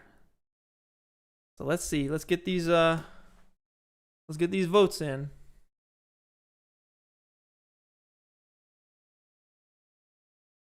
Here we go. Steampunk is taking the lead, 41%. Y'all don't want to do Golden Hour. I see how it is. I think the world has spoken here. Do you guys, well, let's try one more time. Ah, okay. Maybe don't show the poll on the screen. It influences the votes. Can't see when you vote. Well, Steampunk, it looks like, is winning. A little too late. Steampunk shot up to the top. So it looks like we're going to be doing Steampunk. That's going to be the weekly challenge this week, y'all. So Steampunk it is. You can make it a Steampunk Samurai. I don't care. You can make it a Steampunk Samurai at golden hour. It could be all three, but that is the challenge, is Steampunk for this week. That means you need to make a render within this week. Due by Friday at 9 a.m. It's got to be a Steampunk themed render, okay? A Steampunk themed render. You got to read the weekly challenge. That means you guys can't copy. Sorry, I'm saying a million things at once. Read the rules. They're in the Discord, okay? You can't copy a tutorial and post that tutorial as your result. It'll get you freaking kicked. Make something original, okay? Make something original. It could be as little as a steampunk item, or it could be as big as a steampunk scene, steampunk world, whatever you want. Obviously don't plagiarize people's stuff. You'll get banned. Yeah, the submissions get cut off Friday, 9 a.m. Gaming Wizard, thank you for the super chat. Appreciate you, man. Heck yeah. But I mean, that's about it, y'all. That's about it. I'm happy to answer any questions here. Is kit bashing okay? Yes, kit bashing is okay, but really try to do what you can within the week. You know, again, the point is to learn and grow. Dang, this scene is all blown out. I think for whatever reason, my my ISO wheel can't access it from back here, but that's okay. That's okay. All right, guys, I got about 5 more minutes. I'm gonna chill. I'm gonna drink some water. I'm gonna answer any questions you guys have about the weekly challenge. Yes, you can use whatever program you want. But I'm here to answer any questions you guys have about me personally, about the weekly challenge, or whatever. This stream has been the most successful stream I've ever done since I started about a year ago. So thank you so much, guys, for making that a thing. Thank you for all the super chats. Thank you for the support. Thank you for subscribing, for following, and for learning a thing or two with me. I really appreciate you guys.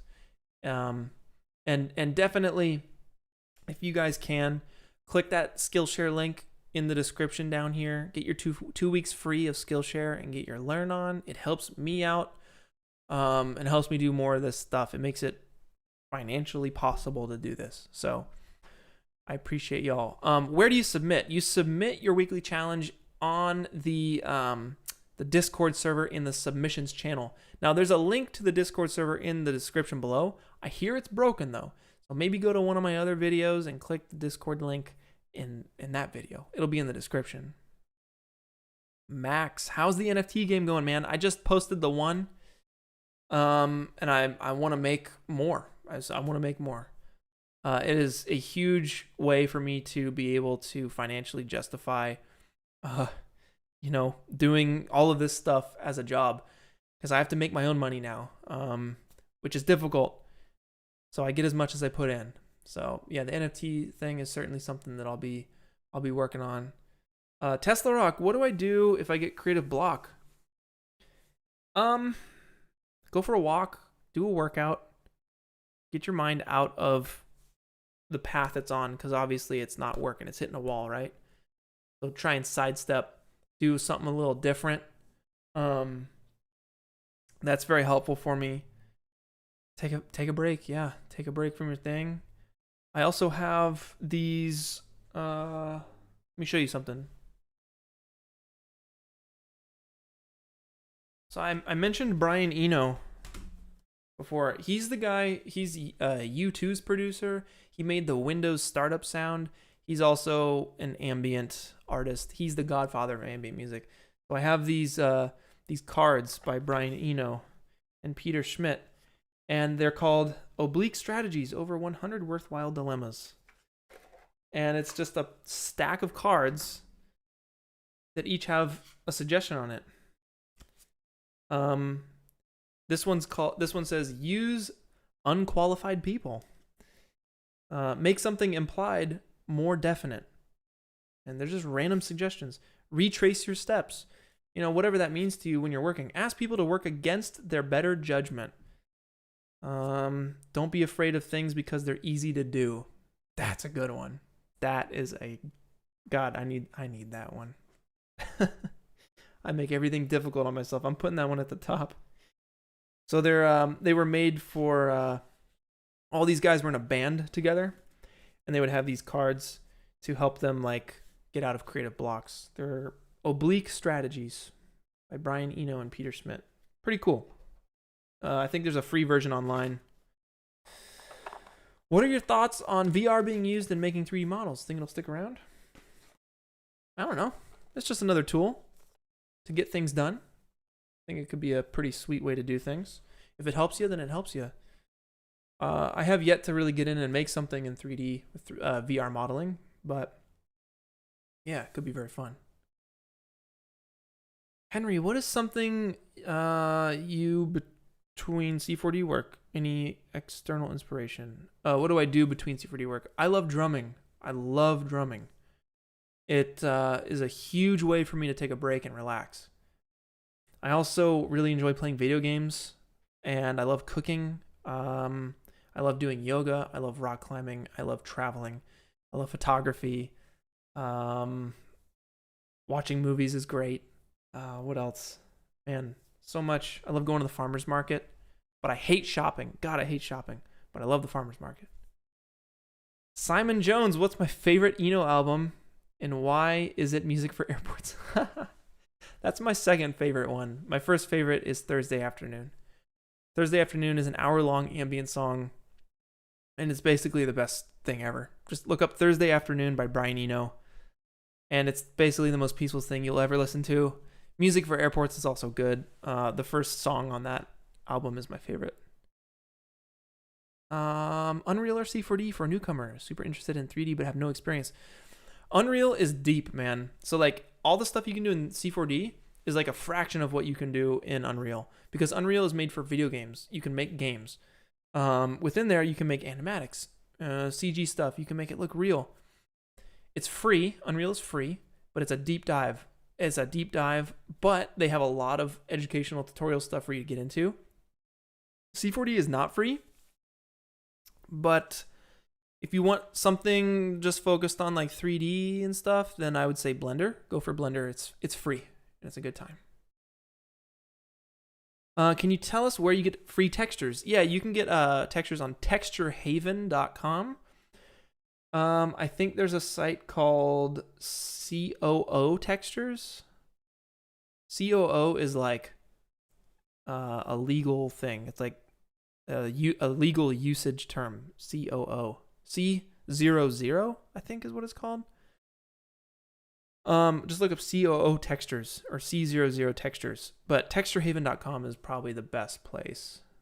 Yeah, CCO. Sorry. Yeah. CCO. Creative Commons. It means you can use it for free for anything, I believe.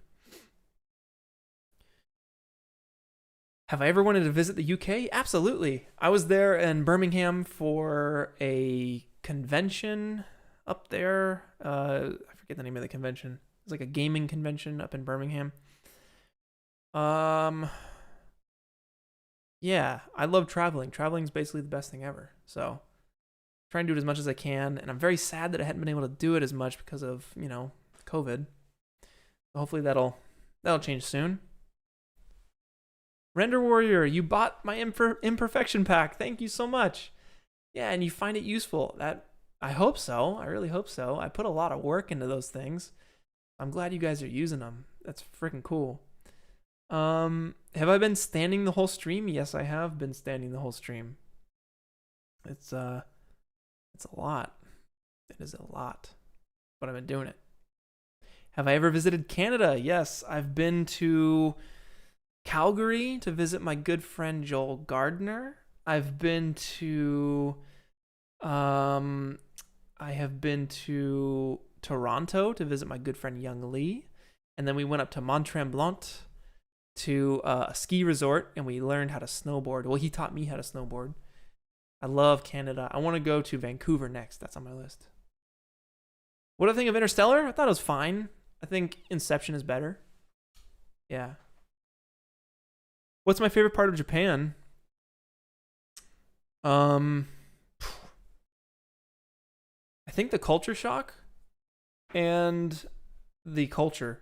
The people are so nice, especially to tourists. People are very nice to tourists. People are very loving and kind, accommodating. The food is killer. The sushi, the ramen. Oh my God. And the sense of adventure and just the newness. You know, it breaks up the everyday life for me here in the U.S., which I think is boring.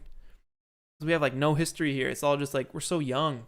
But you go to Japan, you go to China, and there's just like thousands of years of history. So, man, I'm such a fan. I'm learning Japanese currently. Been doing it for about a year, a little over a year. So, hopefully next time I go to Japan, which will be my 3rd time, I can speak the language and get around, you know? Have I been to Hawaii? Yeah, I've been to Hawaii twice. Once with my parents when I was little, and the second time was with Devin Supertramp. We filmed a Far Cry 3 video that you can find on his channel, Far Cry. We did like a Far Cry, I think it was Far Cry 3. It was either 2 or 3. And that was an amazing trip. Like, we had boats on the river, and like we were doing jam sessions with all the locals. Like, he knows a lot of the locals there. If you guys don't know Devin Supertramp, he's like one of the biggest travel adventure YouTubers out there. Man, my back hurts, y'all. My back hurts. I might have to end it here. I appreciate you guys. Thank you so much for joining me. Get on that weekly challenge, okay? We are doing, what are we doing? Steampunk, that's what we're doing. Get on that Discord. The link's in the description. If the link doesn't work, which I hear it doesn't, just go to last week's video and click that one. So I got a lot to do here. I gotta post challenge winners. I got to update the description here. I gotta update the thumbnail maybe. I gotta make sure the ads are running and all that stuff.